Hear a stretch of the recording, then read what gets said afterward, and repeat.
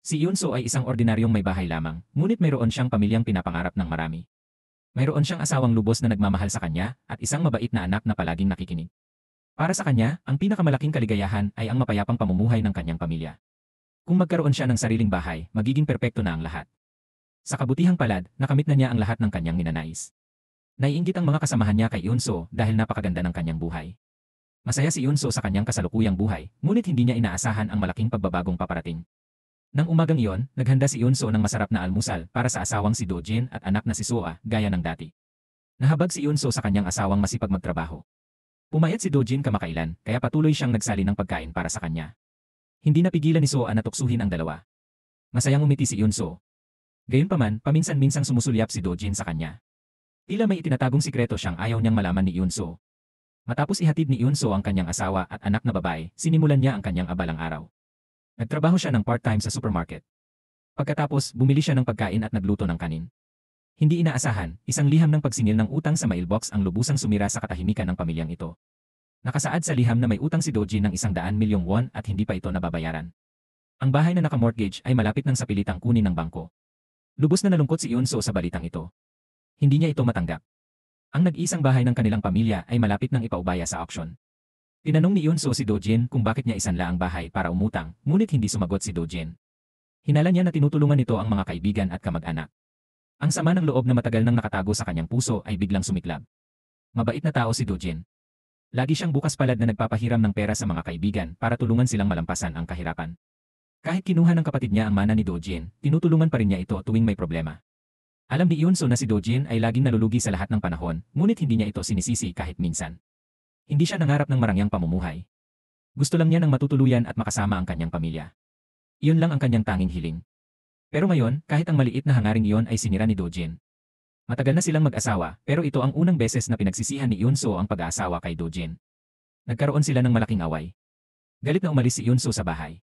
Pumunta siya sa bahay ng kaibigan niyang si Haejin para magreklamo. Naawa si Haejin kay Yunso. Lubos din na nauunawaan ni Haejin ang ugali ni Yunso. Gaano man kapait ang mga sinabi ni Yunso, uwi pa rin siya kinabukasan para magluto ng almusal para sa asawa at mga anak. Gaya ng hinulaan ni Haejin, umuwi si Yunso ng maaga kinabukasan para maghanda ng almusal. Tumingin siya sa paligid pero hindi niya nakita si Dojin saan man. Napansin niya na ang apoy sa kalan ay malakas na nagliliyab. Mabilis na tumakbo si Yunso para patayin ang kalan. Doon lang niya nakita na nawalan siya ng malay sa sahig. Nagpanik siya at agad siyang dinala sa ospital. Doon lamang niya nalaman na na-diagnose pala siya ng pancreatic cancer ilang buwan na ang nakalipas. Ang sakit na ito ay nangangailangan ng napakalaking gasto sa paggamot. Kahit na sumailalim ang pasyente sa operasyon para alisin ang tumor, ang tsansa ng pagsasabuhay sa loob ng 5 taon ay mas mababa sa 10%. Alam ni Dojin na wala na siyang masyadong oras na natitira. Nag-aalala siya sa magiging buhay ng kanyang asawa at anak, kaya naisangla niya ang bahay para makahiram ng pera. Ang orihinal na plano ni Dojin ay gamitin ang perang iyon para mamuhunan. Gusto niyang kumita ng dagdag na pera para maiiwan sa kanyang asawa at anak. Pero hindi lang siya hindi kumita, na wala pa ang tanging bahay ng pamilya. Hindi na kayang sisihin ni Yunso si Dojin. Determinado siyang iligtas ang asawa niya anuman ang mangyari. Nagsimula siyang umutang sa lahat ng lugar para mabayaran ang pagpapagamot ng kanyang asawa. Balak niyang mangutang para mabawasan ang kasalukuyang problema sa pera, ngunit nagulat siya nang matuklasan na matagal nang naubos ng kanyang asawa ang kanyang credit limit. Wala nang nagawa si Yunso kundi ang humingi ng tulong sa mga kaibigan at kamag-anak ni Dojin. Kahit na nakatanggap sila ng tulong mula kay Dojin noon, nang malaman nilang may sakit siya, agad silang naghanap ng dahilan para hindi magpahiram ng pera. Sa huling pag-asa, malakas ang loob na pumunta si Yunso sa bahay ng kapatid ni Dojin. Inisip niya na dahil tinulungan nila ang kapatid noon sa malaking halaga, magpapahiram ito ng pera para sa pagpapagamot. Pero hindi niya inaasahan, ilang salita lang ng pakitang taong pag-alo ang sinabi ng kapatid ni Dojin. Sa huli, binigyan niya si Yunso ng 1 milyong won na parang nagbibigay lang ng limos sa isang pulubi. Lubos na nabigo si Yunso sa kanya. Nang gabing iyon, malungkot siyang pumunta sa bahay ng kanyang matalik na kaibigan para uminom. Labis na nagalit si Haejin at sarkastikong sinabi na inangkin ng kapatid ni Dojin ang lahat ng mana at walang iniwan para sa kanya. Ngayong may sakit na si Dojin, 1 milyong won lang ang ibinigay niya sa kanila. Sinubukan ni Haejin na makalikom ng 1 milyong won para kay Yunso. Dahil sa malubhang karamdaman ni Dojin, nakita ni Yunso kung gaano kawalang puso ang mga tao. Alam niyang hindi maganda ang kalagayan ng kanyang kaibigan. Ang 1 milyong won na ito ay tiyak na lahat ng ipon ni Haejin. Biglang bumagsak ang matagal ng lakas ni Yunso. Labis siyang naantig kaya napaluha siya. Biglang naalala ni Yunso ang kanyang kontrata ng life insurance. Pumasok sa isip niya na gamitin ang buhay niya kapalit ng pera sa insurance. Mabuti na lang at mabilis na nakabawi si Yunso sa kanyang katinuan. Naintindihan niya na kailangan siya ng anak at asawa para alagaan sila. Sandali lang dumaan sa isip niya ang ideyang iyon. Habang malalim ang kanyang iniisip, may biglang ingay mula sa balkonahe. Lumabas siya para tingnan pero wala siyang nakitang kakaiba. Hindi niya alam na may drug dealer na nakatutok ng matalim na kutsilyo sa kanya. Sa kritikal na sandali, si Officer Jiang, na humahabol sa drug dealer, ay nag-doorbell. Kamakailan, natuklasan ni Officer Jiang ang kontrabandong may bigat na 10 kilo. Inutusan siya ng direktor na lutasin kaagad ang kaso. Ilang araw nang naghihintay ang mga pulis. Sa wakas, natagpuan na nila ang pinagtataguan ng drug dealer. Gayunpaman, desperado nang lumaban ang drug dealer. Hindi sinasadyang nagtago siya sa bahay ni Unsu para makatakas. Itinago ng drug dealer ang kontrabando sa bahay ni Unsu. Pagkatapos ay nagpalit siya ng damit at mahinahon na dumaan kay Officer Jiang. Dahil sa karanasan sa paglutas ng kaso, nakilala ni Officer Jiang ang lakad ng drug dealer agad.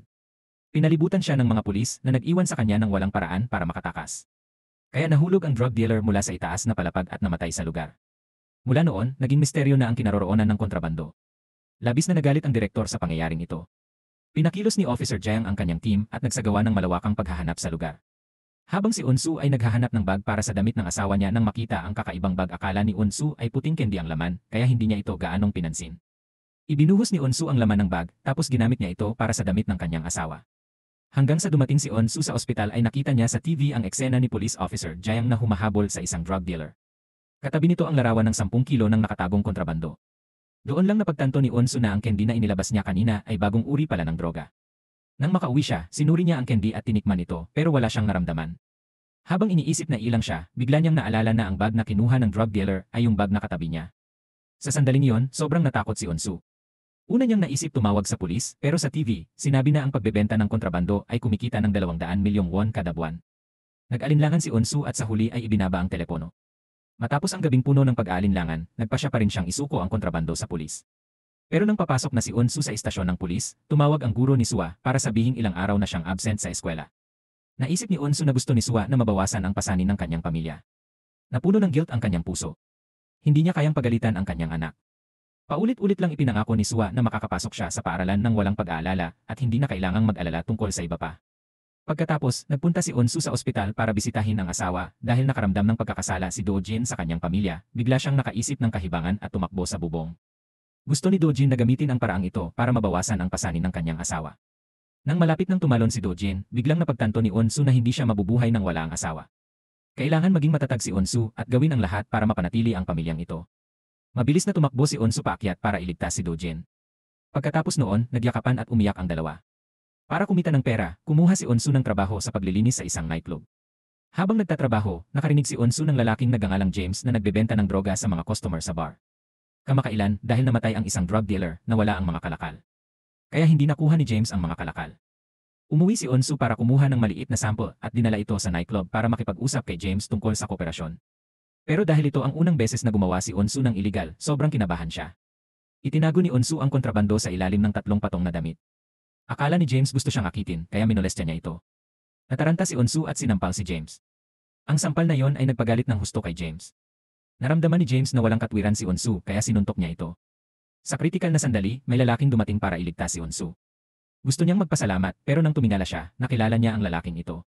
Siya pala ang guro sa sining ng kanyang anak na babae. Mabilis na yumuko si Unsu, takot na makilala siya nito. Ang ikinagulat ni Unsu, nag-iwan ito ng business card sa kanya. Malinaw na nakasulat doon ang pangalang James. Parang nakakita si Unsu ng pag-asa, kaya agad siyang pumunta sa tunay na James. Nakilala ni James si Unsu bilang ina ni Sua. Magsisinungaling sana siyang pumunta lang siya sa nightclub para tumulong nang makita niyang binuksan ni Unsu ang isang baglaking gulat ni James nang makita niya ang kontrabando. Sinamantala ni Unsu ang pagkakataong ito para mag-alok ng pakikipagtulungan. Noon, wala nang stock si James pero nagpasya siyang suriin muna si Unsu. Dinala siya ni James sa kanyang apartment. Ginamit niya ang mga kagamitan para suriin ang komposisyon ng mga droga.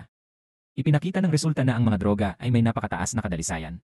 Ito ay isang bihirang produkto sa merkado. Pero nang makita ni James ang nag-aalala na hitsura ni Unsu, parang hindi siya taga-industriya. Nag-alala si James sa pinagmulan ng kargamento at nag-imbestiga. Pero mayabang na nagbanta si Unsu na kung magtanong pa si James, sa iba siya makikipagtulungan. Agad na nakita ni James ang kapusukan ni Unsu. Alam niya na kung hindi niya tatanggapin ang kargada, walang ibang magtatangka. Para mabawasan ang panganib, pumirma si James ng kasunduan kay Unsu. Hiniling niya na basahin ang kasunduan sa harap ng kamera para matiyak na malinis ang droga. Kung may mangyaring masama, si Unsu ang magdadala ng lahat ng pagkalugi ni James. Binasa ni Unsu ang kasunduan ng may mabigat na kalooban. Maraming beses siyang gustong sumuko, pero nang isipin ang kanyang may sakit na asawa at anak na babae, napagpasyahan niyang sumubo. Akala ni James na limitado ang kakayahan ni Yunsu, kaya 3 bahagi lang ng kita ang ibinigay sa kanya. Labis na hindi nasiyahan si Yunsu dito. Hiniling niya na dagdagan ang kanyang bahagi kung makita ni James ang kanyang halaga. Ganap na hindi pinansin ni James ang mga sinabi ni Yunsu. Lagi niyang minamaliit ang may bahay na ito. Pagkatapos paalisin si Yunsu, lumapit si James sa isang pader. Puno ito ng mga profile at ulat tungkol sa Wei Group. Lahat ng ebidensya ay nagtuturo kay Kang Jin, ang tagapagmana ng grupo. Tiningnan ni James ang kalendaryo. Nakasulat doon ang kaarawan ng nobya ni Kang Jin. Pagkatapos, nabasa ni James ang balita tungkol sa paghahanap ng pulis ng 10 kilo ng droga na nawawala sa Phantom Organization, kaya agad niyang hininalaan ang pinagmulan ng droga sa kamay ni Yunsu. Hindi nagtagal, ginanap ang birthday party ng kasintahan ni Kang Jin sa nightclub kung saan nagtatrabaho si James. Nagpakita si James ng bagong droga na galing kay Yunsu. Nasiyahan ang lahat sa kanyang paninda. Si Kang Jin lang ang laging mukhang seryoso. Pakiramdam niya na pamilyar si James, kaya lagi siyang nag-ingat. Sa totoo lang, ang pagkakakilanlan ni James ay hindi lang isang drug dealer. Matagal na niyang iniimbestigahan ang lahat ng bagay tungkol kay Kang Jin. Ang pagbebenta ng droga ay isa lang sa mga paraan para malaman niya ang katotohanan. Sa oras na yon, may nanggugulo sa kasintahan ni Kang Jin. Nagalit si Kang Jin at hinawakan ang ashtray. Mabilis na pinigilan ni James ang galit na si Kang Jin. Dinala ni James ang nanggugulo sa basurahan at binigyan ng leksyon. Nagkataon na lumabas si Yunsu para itapon ang basura at nakita ang pangyayaring ito. Nakita niya ang mabangis na mukha ni James, natakot siya at nagtago. Hindi siya naglakas loob na magsalita. Nang umalis si James, balak na rin sana umalis ni Yunsu, ngunit nakita siya ng taong kababugbog lang. Nagkamali si Seokjin na nagtatago si Yunsu sa dilim para manood at mangutya, kaya ibinuhos niya ang galit sa babaeng ito. Hindi pala basta-basta ang babaeng si Yunsu. Inilabas niya ang electric baton at pinabagsak si Seokjin. Natakot siya at mabilis na umalis. Gayunpaman, pagkalingon ni Seokjin ay nabangga siya sa gilid ng daan. Ang malakas na ingay ay nakakuha ng pansin ng marami. Nang makita ni Yunsu ang mga pulis, alam niyang may problema. Nag-aalala si Yunsu na baka mahuli si James, kaya sinubukan niyang tawagan ito. Gayunman, may patakaran si Kang Jin na bawal gumamit ng cellphone sa hapagkainan. Pinapakuha niya ang telepono ni James ng maaga. Hindi makaugnayan ni Yunsu si James. Natuklasan ni Officer Jiang ang droga sa kotse at sinusundan ng pulisya ang mga bakas hanggang sa nightclub. Kinakabahan si Yunsu kaya naglakad siya sa gitna ng mga tao sa dance floor para ipaalam kay James. Ngunit hindi siya kapansin-pansin, kaya kahit makilala siya ni James, hindi niya maintindihan ang gusto niyang sabihin. May nakapagsabi na sa pintuan at alam na ni James na nasa labas ang mga pulis. Mabilis niyang inilipat ang grupo ni Kang Jin. Pagkatapos ay nagpadala siya ng tao para linisin ang mga bakas na naiwan nila. Sabay nito, inutusan ni James ang guard na burahin lahat ng recording sa silid. Nang sumugod si Officer Jiang sa nightclub, nailayo na ni James ang lahat. Pero masyadong mabilis dumating si Officer Jiang at may naiwan pang balot ng droga ang mga naglilinis. Dahil dito, natiyak ni Officer Jiang na may nagkakalat ng droga doon. Agad na kinontrol ni Officer Jiang ang surveillance room. Gusto niyang hanapin ang mga gumagamit ng droga. Cooperative ang mga staff, pero nang makita ng pulis ang grupo ni James na pumasok sa room 3, bigla na lang nawalan ng kuryente. Nabura rin ang surveillance video. Sinundan ni Officer Jiang ang huling lead papunta sa room 3, pero wala ng tao sa loob. Nakatakas na si James mula sa ibang silid. Lahat ng ito ay inayos ni Yunson. Sinadya niyang pagpalitin ang mga numero ng silid 2 at 3. Dahil dito, nagkaroon si James ng sapat na oras para makatakas. Matapos maayos ang lahat ng gulo, tahimik na umupo si Yunson sa harap ni James. Tiningnan niya ang perang nakakalat sa buong mesa. Puno ng kuryosidad si Yunsu. Tila kakaiba si James kumpara sa ibang drug dealer. Habang nasasabik ang iba sa epekto ng droga, si James ay laging kalmado at kontrolado. Mula simula hanggang dulo, hindi nakita ni Yunsu si James na gumamit ng droga. Napansin ni James ang kanyang matulis na pagmamasid, pero ayaw niyang may nakikialam sa pribado niyang buhay. Sa totoo lang, matagal nang nakita ni Yunsu ang mga larawang inilagay ni James sa bahay. Ito ang unang beses na nakatanggap ng pera si Yunsu, kaya kinakabahan siya, pero sabik din binigyan ni James si Yunsu ng makapal na bigkis ng pera. Hindi niya man lang nangahas na bilangin ang pera. Dali-dali niyang isinuksok ang pera sa kanyang bulsa nang may tensyong ekspresyon, parang may ginawa siyang masama. Napansin ni James ang pag-alinlangan ni Yunsu at nakahanap siya ng interes dito. Malinaw na kontra si Yunsu sa mga droga, pero nagpatuloy pa rin siya sa paggawa ng iligal na bagay. Dahil dito, naging mausisa si James tungkol sa kanya. Umuwi si Yunsu dala ang pera, balisa ang isip. Sobrang tensyon ng kanyang mga nerbiyos, parang ibong takot sa kurbadong sanga. Masungit siya sa sinumang lumalapit sa kanya. Binuksan ni Yunsu ang sobre, nanginginig ang boses. Sa loob ay 5 milyong won. Ang halagang ito ay mas malaki pa sa 3 buwang sahod ni Yunsu sa supermarket. Sa sandaling ito, mas tiwala na si Yunsu na masasalba ang kanyang pamilyang nasa bingit ng pagkawasak. Inasikaso niya ang pagpapagamot ng kanyang asawa nang walang pag-aalala. Binilhan din niya ang anak na babae ng bagong set ng mga drawing pen. Sinabihan ni Yunsu si Sua na pumasok agad sa paaralan. Hindi na kailangang mag-alala ni Sua sa mga problema ng pamilya dahil si Yunsu na ang bahala sa lahat. Parang mas gumanda ang buhay ni Yunson. Gayunman, hindi niya alam na sa ibang lugar, nalaman ng boss ng Phantom Organization na nawalan ng 10 kilo ng droga ang transporter. Ang kargamento ay may mataas na kadalisayan, kaya espesyal itong nakalaan para sa mga VIP na customer. Galit na tinawag ng boss si So-hyun at ang kanyang nakababatang kapatid na si So-han dahil sila ang mga tagahatid ng droga. Pinutol ng boss ang daliri ni So-han sa harap ng kanyang kapatid. Pinilit ng boss sina So-han at So-hyun na hanapin ang kinaroroonan ng mga droga. Nagbabala ang boss na kung hindi nila mahanap ang mga kalakal, mawawalan sila ng buhay. Si So-hyun ang dating supplier ni James. Takot siyang mamatay, kaya nakipagkita siya kay James. Hiniling ni So-hyun kay James na tulungan siyang hanapin ang droga. Binigyan ni So-hyun si James ng sample ng droga. Agad itong dinala ni James sa bahay para subukan. Nagulat siya nang makitang pareho ang resulta ng pagsusuri nito sa dinala ni Yunsu. Sa sandaling ito, agad na naintindihan ni James na ang kargamento ni Yunsu ay ang nawawalang kargamento ng boss. Pero hindi alam ni Yunsu na may panganib na papalapit sa kanya. Kahit kumikita siya sa pagbebenta ng droga, kinamumuhian niya ang trabahong ito. Araw-araw, nagtatrabaho pa rin siya ng masipag sa supermarket. Hindi inaasahan ni Yunsu na magiging delivery person si So-hyun sa supermarket. Tanging panahon na lang siguro bago matuklasan si Yunsu. Pagkatapos kumita ni Yunsu sa nightclub, nagtrabaho siya sa supermarket gaya ng dati. Tahimik siyang naghintay na ipaalam ni James ang susunod na transaksyon. Sa loob lang ng ilang araw, naubos na ang 5 milyon ni Yunsu. Lumalala ang kalagayan ni Dojin, kaya kailangan ng bagong paraan ng paggamot. Sabi ng doktor, ang tanging problema ng pamamaraang ito ay ang mataas na halaga. Hindi ito sakop ng health insurance. Ang halaga para sa isang kurso ng paggamot ay 6 na milyong won. Nang marinig ito, bigla na lang tumawa si Yunsu ng mapait at walang magawa. Hindi niya maintindihan kung bakit patuloy na hinahabol ng kamalasan ang mga mahihirap na tulad niya. Ayaw ni Yunsu magpatuloy sa krimen, pero sa pagbebenta lang ng droga niya mapapanatili ang kaligayahang pilit niyang pinoprotektahan. Saglit na nalito si Yunsu kung ano ang dapat gawin. Nang bumalik si Yunsu sa silid ng ospital para alagaan si Dojin, nakita niya ang hirap nito. Napilitan si Yunsu na hilingin sa doktor na dagdagan ang dosis ng painkillers. Ngunit, sinabi ng nurse na sa kalagayan ni Dojin ngayon, hindi na gumagana ang mga painkiller. Ang makita si Dojin na pinahihirapan ng sakit ay parang sinasaksak ang puso ni Yunsu. Nang gabing iyon, habang naliligo si Sua, natuklasan niyang sira ang water pump na konektado sa water heater. Ang pagkukumpuni at pagpapalit ay nagkakahalaga ng 2 milyong won. Tiningnan ni Yunsu ang kanyang ipon at nakitang wala pang 500,000 won ang natitira. Dahil ayaw niyang gumastos, napilitan siyang hayaan ang anak na maligo sa malamig na tubig. Dahil dito, nagkasipon si Sua kinabukasan. Nakita ni Yunsu ang kanyang lumang life jacket noong elementarya at ibinigay kay Sua para mainitan. Nang pumunta si Sua sa paaralan para mag-drawing kasama ang mga kaibigan, natukso siya dahil may malaking butas ang jacket niya. Nahiya si Sua at hinubad ang jacket, isinuksok sa bag, pero napunit ito kaya lumipad ang mga balahibo sa buong sahig. Nang makita ni James ang nalilitong si Sua, agad niyang naintindihan kung bakit nagbebenta ng droga si Yunsu. Kasabay nito, biglang nasira ang kotse ni Yunsu sa kalsada, kaya kinailangan niyang humingi ng sakay kay So-hyun. Nang makarating ang dalawa sa bahay ni Yunsu, sinamantala ni So-hyun ang oras na umiinom siya ng tubig para tumingin sa paligid. Nabalitaan niyang sira ang tubo ng tubig niya, kaya inayos niya ito para kay Yunsu. Sa sandaling iyon, tumawag si James, kaya mabilis na binaba ni So-hyun ang tawag. Hindi napansin ni Yunsu ang sandaling iyon. Dahil hindi makontak ni James si So-hyun, kinailangan niyang lapitan muna si Yunsu. Nagdahilan si James para maihatid si Sua pauwi. Nang makita ni Yunsu ang anak na bumababa sa kotse ni James, labis siyang nabahala. Pinakiusapan ni Yunsu ang anak na huwag sumakay sa kotse ng estranghero sa susunod. Hindi na intindihan ni Sua kung bakit nag-aalala ang nanay niya, dahil para sa kanya, si James ay guro, hindi estranghero. Hindi na nakapagsalita si Yunsu at nanahimik na lamang. Hindi niya alam na ang tunay na layunin ni James sa paghatid kay Sua ay para malaman ang address ng kanilang bahay. Natuklasan pala ni James na ang mga droga na ibinigay ni Yunsu ay ang kargamento na nawala sa organisasyon ng Phantom. Ang organisasyong ito ang nagsusupply sa kanya ng mga produkto. Kapag nalaman ng organisasyon na ibinebenta ni James ang kanilang huling kargamento, tiyak na hindi nila siya patatawarin. Bagamat sakim si James sa pera, alam niyang ang buhay pa rin ang pinakamahalaga. Mula noon, nagpasya si James na itulak si Yunsu bilang kapalit para mailigtas ang sarili niyang buhay. Wala namang kaalam-alam si Yunsu.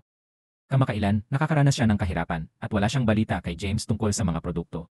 Sa wakas, hindi na nakatiis si Yunsu kaya nagpasya siyang aktibong hanapin si James. Malakas na nagreklamo si Yunsu na hiningi ni James lahat ng produkto dati, pero ngayon wala man lang kilos. Galit na hinila ni James si Yunsu pauwi. Hindi niya maintindihan kung bakit sobrang galit nito. Natakot siya kaya nakatayo na lang siya sa may pintuan. Nang ihagis ni James ang mga gamot ni Yunsu at ang nawawalang gamot mula sa Phantom sa harap niya, tinanong niya kung bakit magkapareho ang sangkap ng dalawang droga. Doon lang napagtanto ni Yunsu na alam pala ni James ang pinagmulan ng kanyang droga. Nagpanik si Yunsu at gustong magpaliwanag pero lalo siyang natakot sa mga sinabi ni James. Simula nang gumawa sila ng gulo sa nightclub at pumasok ang pulis, pareho nang binabantayan ng pulis at ng Phantom ang kargamentong ito. Ngayon, hindi na madaling ibenta ang kargamentong ito.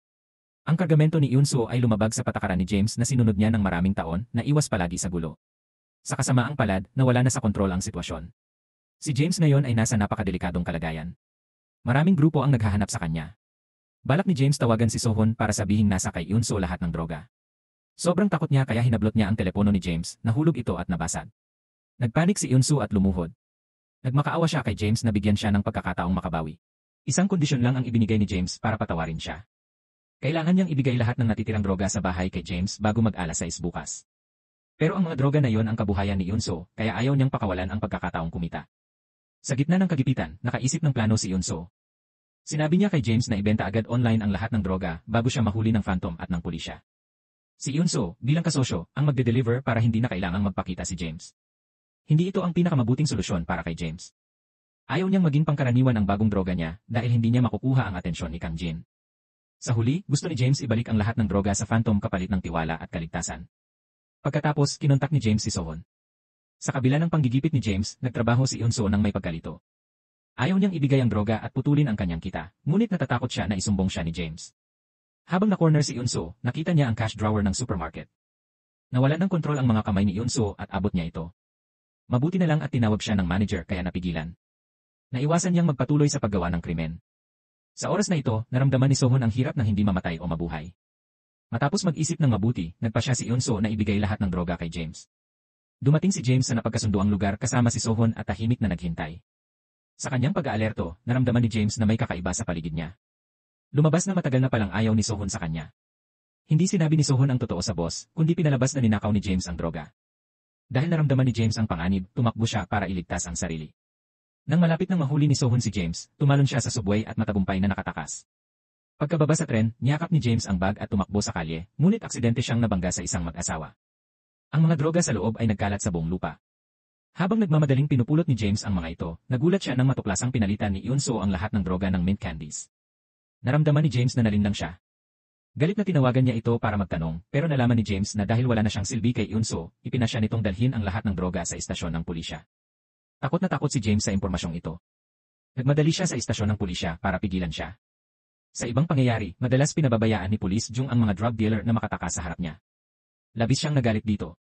Nag-overtime si Police Jung at ang kanyang mga kasamahan. Sinuri nila ang mga surveillance camera ng nightclub.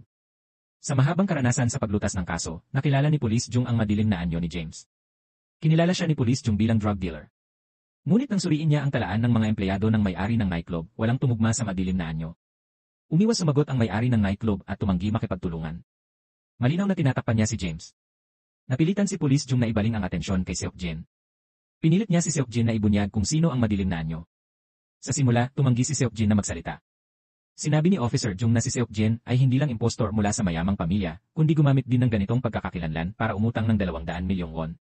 Kung hindi umamin si Seok Jin, ilalantad ni Officer Jung ang tunay niyang pagkakakilanlan. Sa oras na yon, pupuntahan siya ng nagpautang.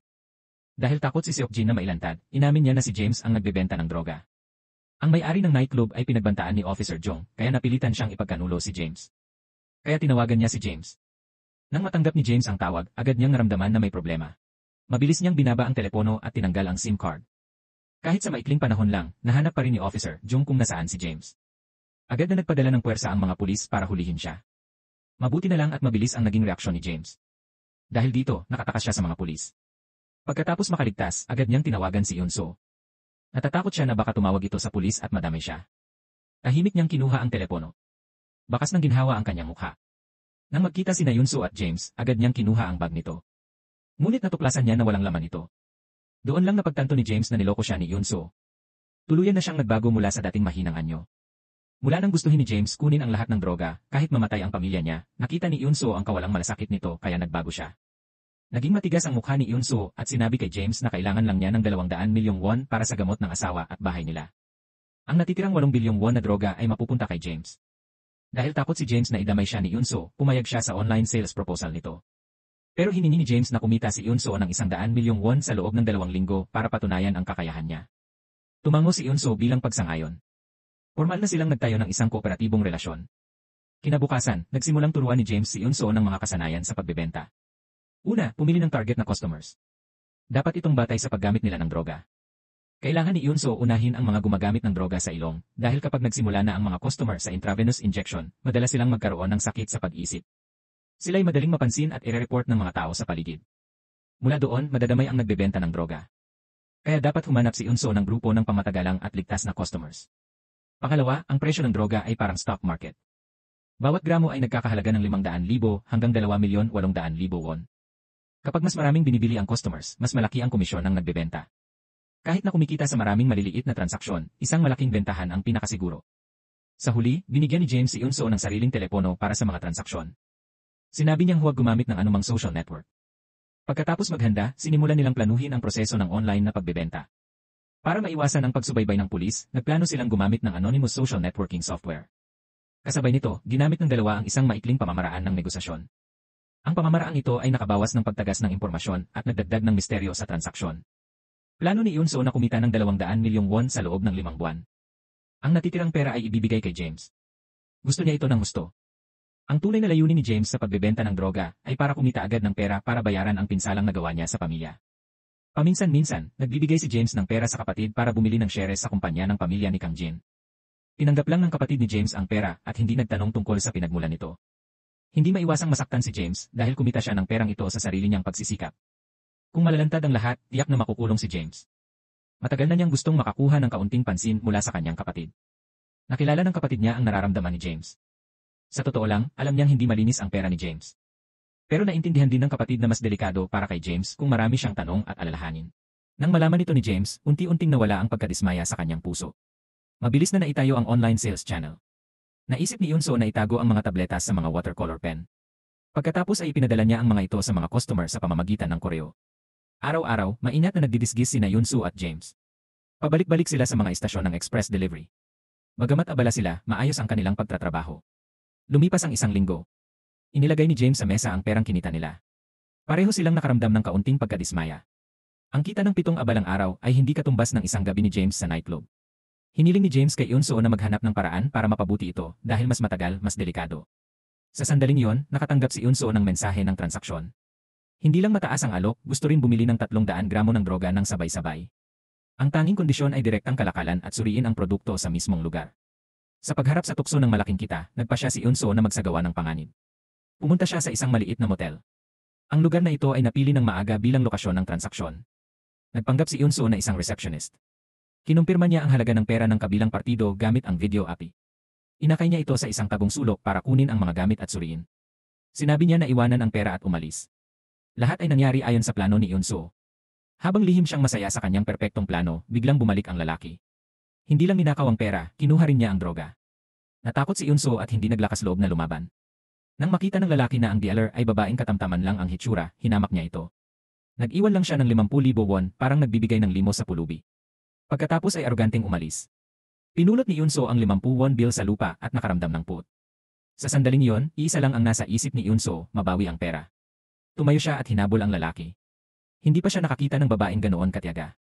Mabilis na sumakay ang lalaki sa motorsiklo at tumakas. Agad kumuha si Eunso ng shortcut para harangan siya. Sa huli, nabangga niya ang lalaki. Nahulog sa lupa ang bag ng lalaki. Sa pagkakataong iyon, mabilis na nabawi ni Eunso ang pera. Habang hahabulin siya ng lalaki, dumating si James para tulungan. Mahusay silang nagtulungan. Matagumpay na nabawi ni Eunso ang pera. Mabilis siyang hinila ni James palayo sa lugar. Ang matatag na kilos ni Eunso ay nagpabago ng tingin ni James. Nalaman din niya na magaling si Eunso sa pagpaplano. Nakarating siya sa tamang oras dahil napag-usapan na nila ang plano sa telepono. Naging matagumpay ang transaksyon kaya masaya sina Eunso at James. Naglibot si James para pumili ng mga mamahaling kotse. Sinimulan ni Eunso na pagbutihin ang buhay ni Sua, binilhan ni Eunso si Sua ng pinakabagong telepono. Dinala ni Eunso si Sua para kumain ng mamahaling Korean beef. Ngunit sa isang sulok na hindi nakikita ni Eunso, tahimik na papalapit ang panganib. Alam ng boss ng The Phantom na tinatanong si Seokjin ng pulisya, kaya pinipilit siyang umamin para malaman kung nasaan si James. Pero hindi naman talaga James ang tunay niyang pangalan. Mula nang isara ng pulisya ang nightclub, hindi na nahanap ni Seokjin ang anumang bakas ni James. Hindi kasing pigil ng pulisya ang boss. Kumuha siya ng pliers at nagbantang puputulin ang dila ni Seokjin. Sobrang natakot siya kaya agad umamin na may nagbebenta ng drug pills online kamakailan. Balak ni Sohyun na magkunwaring buyer para mahanap niya ang nagbebenta. Pero takot si James na maghiganti ang lalaki dati, kaya pansamantalang isinara niya ang online transaction channel. Nanginginig si Sohon habang inuulat sa boss ang pinakabagong impormasyon. Sa buong prosesong ito, patuloy na minamasdan ni Sohyun ang kanyang ekspresyon. Nang kumpirmahin ni Sohyun na hindi galit ang boss, naglakas loob siyang huminga ng maluwag. Nang tumalikod si Sohon para umalis, sinabihan siya ng boss na linisin ang dugo ni Seokjin sa sahig. Tumingala si Sohyun at nakita si Seokjin na binugbog hanggang sa mawalan ng anyo at nakahiga sa sahig. Labis na natakot si Sohyun nang makita niya ito. Hinahanap din ni Pulis Jiang ang kinaroroonan ni James. Nagsagawa ang pulisya ng malawakang paghahanap. Sa CCTV, nakita ng pulisya na si Yunso ang naglagay ng droga sa locker, kaya inakala nilang siya ang boss ni James. Nagdagdag ang pulisya ng puwersa para imbestigahan pa ang tungkol kay Yunso. Matapos ilang araw ng pagsusuri sa mga CCTV, nakita lang nila ang ilang detalye ng damit ni Yunso, hindi malinaw ang mukha. Napuna ng pulisya na parang profesional na kriminal si Yunso dahil sa husay niya sa pag-iwas sa pagkakakilanlan. Sa kabutihang palad, sa pamamagitan ng pagsusuri, natuklasan ng isang batang pulis ang signal ng mga tawag sa telepono. Ito ay pangunahing nakatuon sa lugar ng hangbok. Sa wakas, natukoy ng mga pulis si Yunso. Siya ay nagtrabaho bilang tagalinis sa isang nightclub at nanirahan sa hangbok. Kumatok ang mga pulis sa pintuan ni Yunso. Naramdaman na ni Sua na kakaiba ang kilos ng kanyang ina kamakailan. Lalo siyang nagulat nang dumating ang mga pulis sa kanilang bahay. Hindi niya alam kung ano ang kanilang pakay. Ang mas malala pa, kailangan ni Yunso lumabas para kumita ng pambili ng gamot ni Dujin, kaya nagkaroon ng pagkakataon si Haejin. Ginamit ni Haejin ang dahilan ng pag-aalaga kay Dujin para madalas na manatili sa ospital. Sa totoo lang, kahit hindi mayaman sina Yunso at Dujin, ang kanilang pagmamahalan ay palaging kinainggitan ng lahat. Hindi alam kung kailan pumasok sa isip ni Haejin ang ideya na palitan si Yunso. Bukod dito, ang ina ni Seron, ang pinsan niyang si Sua, ay tila namumuhay ng masaya sa asawa niya, ngunit siya lang ang nakakaalam na matagal nang sira ang kanilang relasyon. Noong araw na yon, sinundan ng ina ni Seron ang asawa niya at nakita si James na hinatid si Yunso sa bahay, kaya agad niyang inisip na may relasyon si Yunso. Gusto niyang alamin ang nakatagong katotohanan. Dahil sa kanyang kahangahangang talento sa marketing, matagumpay na nakipagtulungan si Yunso kay James. Mabilis na naubos ang mga droga. Malapit na rin kumita si Yunso ng 200 milyong won. Gayunpaman, tahimik ding papalapit sa kanya ang panganib. Kamakailan, siniyasat ni Officer Jiang ang tala ng mga tawag ni James. Sinundan nila ang mga bakas at pumunta sa bahay ni Yunso. Nagkunwaring kalmado si Yunso para makipagtulungan sa investigasyon ng pulisya. Inatasan si Officer Jiang na abalahin si Yunso. Hinanap ni Officer Lee ang buong bahay para makita kung saan itinatago ni Yunso ang mga droga. Hinanap ni Officer Lee ang buong bahay ni Yunso, ngunit wala siyang nakitang kakaiba. Nang malaman ni Officer Jiang ang sitwasyon ng pamilya ni Yunso, naawa siya dito. Isang may bahay na kailangang magsikap para kumita ng pera para sa sakit ng asawa. Sa totoo lang, hindi bagay kay Yunso ang imahe ng isang drug dealer. Gayunpaman, iba ang palagay ni Officer Jiang. Naniniwala siya na sinumang nasa hirap ay kailangan ng pera para sa kanilang problema. Kaya, kukuha sila ng panganib at sasangkot sa bentahan ng droga. Para mabuhay, gagawin ng tao ang kahit ano. Sinasabi ng kutob ni Officer Jiang na hindi simpleng babae si Yunso. Dahil walang nahanap na ebidensya ang pulis sa bahay niya, napilitan silang umalis muna. Lihim silang mangungulekta ng mas maraming ebidensya sa krimen ni Yunso. Matapos paalisin ni Yunso ang mga pulis, sobrang natakot siya. Mabilis niyang kinuha ang malaking halaga ng pera mula sa garapon ng adobong prutas. Alam niya na sa pagkakataong ito, nakataka siya dahil sa swerte. Sa susunod, baka hindi na siya gaanong maswerte. Kaya, kailangan ni Yunso kumita agad ng 200 milyong won para tapusin ang kanyang krimen. Hindi alam ni James na iniimbestigahan na ng pulisya si Yunso. Patuloy siyang lumapit kay Kang Jin. Dahil tinulungan ni James si Kang Jin sa problema noon, inimbitahan siya nito na maglaro ng golf. Ipinagmalaki ni Kang Jin na dating may tapat na tauhan sa tabi niya. Minsan, namatay ang kaibigan ni Kang Jin habang nagdodroga. Ang tauhan na iyon ang nakulong sa halip na si Kang Jin. Nang sabihin ito ni Kang Jin, hindi niya napansin na lihim na nire-record ni James ang usapan gamit ang relo. Simula nang kausapin ni Pulis Jiang si Yunso, nagkakaroon siya ng bangungot tungkol sa pag-aresto. Gusto ni Yunso sabihin kay James na binabantayan siya ng pulisya, pero wala siyang pagkakataon. Binigyan pa ni James si Yunso ng isang peres ng high heels. Gusto niyang magtrabaho pa rin sila pagkatapos niyang kumita ng 200 milyong won. Nakita ni James ang kakayahan ni Yunso sa marketing at pinayuhan siyang mag-isip ng mabuti dahil kapag umalis si Yunso sa trabahong ito, babalik siya sa dating buhay niya sa kahirapan. Sa sandaling iyon, naalala ni Yunso ang mga araw na abala siya sa part-time na trabaho. Kailangan din niyang maglaan ng oras para alagaan ang kanyang asawa. Ginawa ni Yunso ang lahat para gamutin ang kanyang asawa, ngunit patuloy na lumala ang kalagayan nito. Nagsimula siyang makaranas ng mga side effect mula sa chemotherapy. Nahulog ang kanyang buhok ng marami-rami. Narinig ni Dujin na mas mahal ang pag-ahit ng ulo, kaya naawa siya kay Yunso. Kaya kusang nagpunta si Dujin sa barbershop para magpahit ng ulo. Laging nasa tabi ni Dujin si Haejin, araw-araw inaalagaan siya. Sobrang nag-aalala siya sa kanya at hindi umiiwas. Pero si Yunso lang ang nasa puso ni Dujin. Lagi niyang iniiwasan si Haejin. Nang marinig ni Dujin kay Haejin na nanghihiram si Yunso ng pera para sa gamutan niya, naalala niya si James na nagdala kay Yunso sa ospital. Akala ni Dujin may ibang lalaki si Yunso, kaya gusto niyang pakawalan ito para makahanap ng sariling kaligayahan. Isang araw, pumasok si Sua sa paaralan gaya ng dati. Kamakailan, patuloy na nawawala ang mga gamit sa klase. Binalaan ng guro ang magnanakaw na umamin agad, kung hindi ay mabibigyan ng mabigat na parusa. Napagdidiskitahan si Sua dahil siya ang pinakamahirap na estudyante sa klase. Pero kamakailan, hindi lang bumili si Sua ng mamahaling gamit pang-arte, nakakuha rin siya ng bagong cellphone. Nakaramdam si Sua ng matinding kawalan ng katarungan. Inisip niya na kung hindi niya papansinin ang mga tingin, lilipas din ang lahat. Pero nagduda rin ang guro at tinawag si Sua para kausapin ng pribado. Pinayuhan siya ng guro na aminin na lang ang kanyang pagkakamali. Labis na nainsulto si Sua. Galit na inilabas niya lahat ng laman ng kanyang bag para patunayan ang kanyang pagiging inosente. Nakita ito ng guro at humingi ng tawad kay Sua sa kanyang walang basehang pagdududa.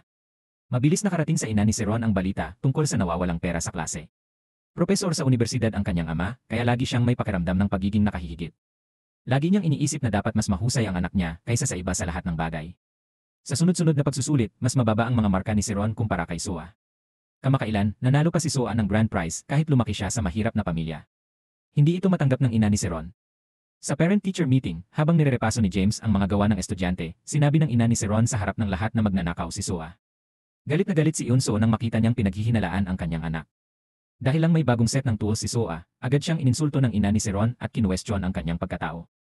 Lalo pang nagalit si Eunso dahil dito. Matapang niyang sinagot ito ng matalim na mga argumento. Ipinakita pa ni Eunso ang resibo ng pagbili bilang patunay. Pero ayaw pa ring sumuko ng ina ni Seron. Naalala niya ang eksena kung saan hinatid ni James si Eunso sa bahay. Mula doon, patuloy siyang nagparatang na may hindi wastong relasyon ang dalawa. Inisip din ng ina ni Seron na nanalo ang gawa ni Sua ng Bohr Award dahil sa relasyong ito.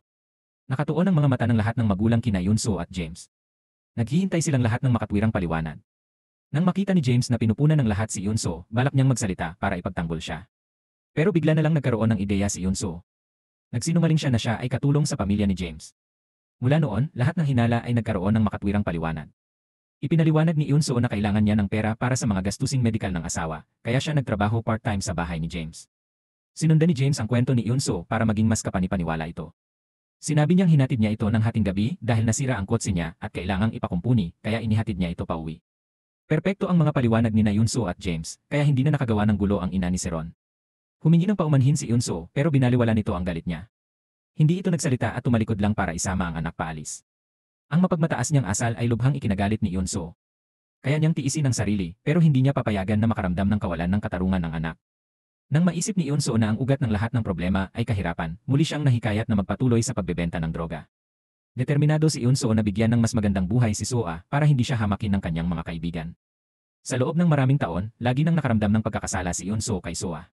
Ang hirap ng buhay ay nagdulot din ng maraming disbentaha kay Sua. Hindi lang siya hindi nakatira sa bagong, malinis na bahay, kailangan pa niyang mag-aral sa murang klase. Nang makita ni Eunso si Sua na masayang tumatakbo sa model house, naisip niya ang pamilya na masaya sa bagong bahay. Tinanong ni Eunso ang presyo ng bahay at nalaman na abot ito ng 1.2 bilyong won. Noon, napakataas ng halagang ito para kay Eunso. Pero nang maging drug dealer siya, ang presyo ng bahay ay katumbas lang ng ilang buwang kita. Lalo pang ayaw ni Eunso na isuko ang kaligayahang ito. Nang gabing iyon, inimbitahan ni Eunso at Sua si James para sa hapunan. Gusto nilang pasalamatan siya sa pagtulong sa kanila na magsinungaling sa parent-teacher meeting. Habang masayang kumakain ang tatlo, tuminala si James at nakakita ng kanyang kapatid at pamilya na nakaupo sa di kalayuan. Agad na nawala ang ngiti sa mukha ni James. Si James at ang kanyang kapatid ay may tahimik na pagkakaunawaan. Sabay silang nagtungo sa banyo para magkita. Inakala ni James na sasabihin ng kapatid niya ang ilang mabuting salita, ngunit malamig siyang pinakiusapan na huwag nang bumalik sa restaurant. Pinaghihinalaan pa ng kapatid niya na kumikita si James sa pamamagitan ng pag-asa sa mga babae, kaya ayaw na niyang makialam kay James. Galit na galit si James at naisip na nagkamali siya 10 taon na ang nakalipas. Kahit na may nagawa mang mali si James, nabayaran na niya ang halaga nito. Ngunit hindi sumang-ayon ang kanyang kapatid. Iniisip niya na hindi na mababayaran ang pagkakamali ni James. Nawala ng pag-asa si James nang marinig ito. Napansin ni Eunso ang pagbabago sa damdamin ni James, kaya nagtanong siya tungkol sa relasyon nito sa lalaking iyon. Bihirang magsabi ng totoo si James, pero sinabi niya kay Eunso na yon ang dating pamilya niya. Alam ni Eunso na masama ang loob ni James, kaya nakipag-inuman siya sa kanya.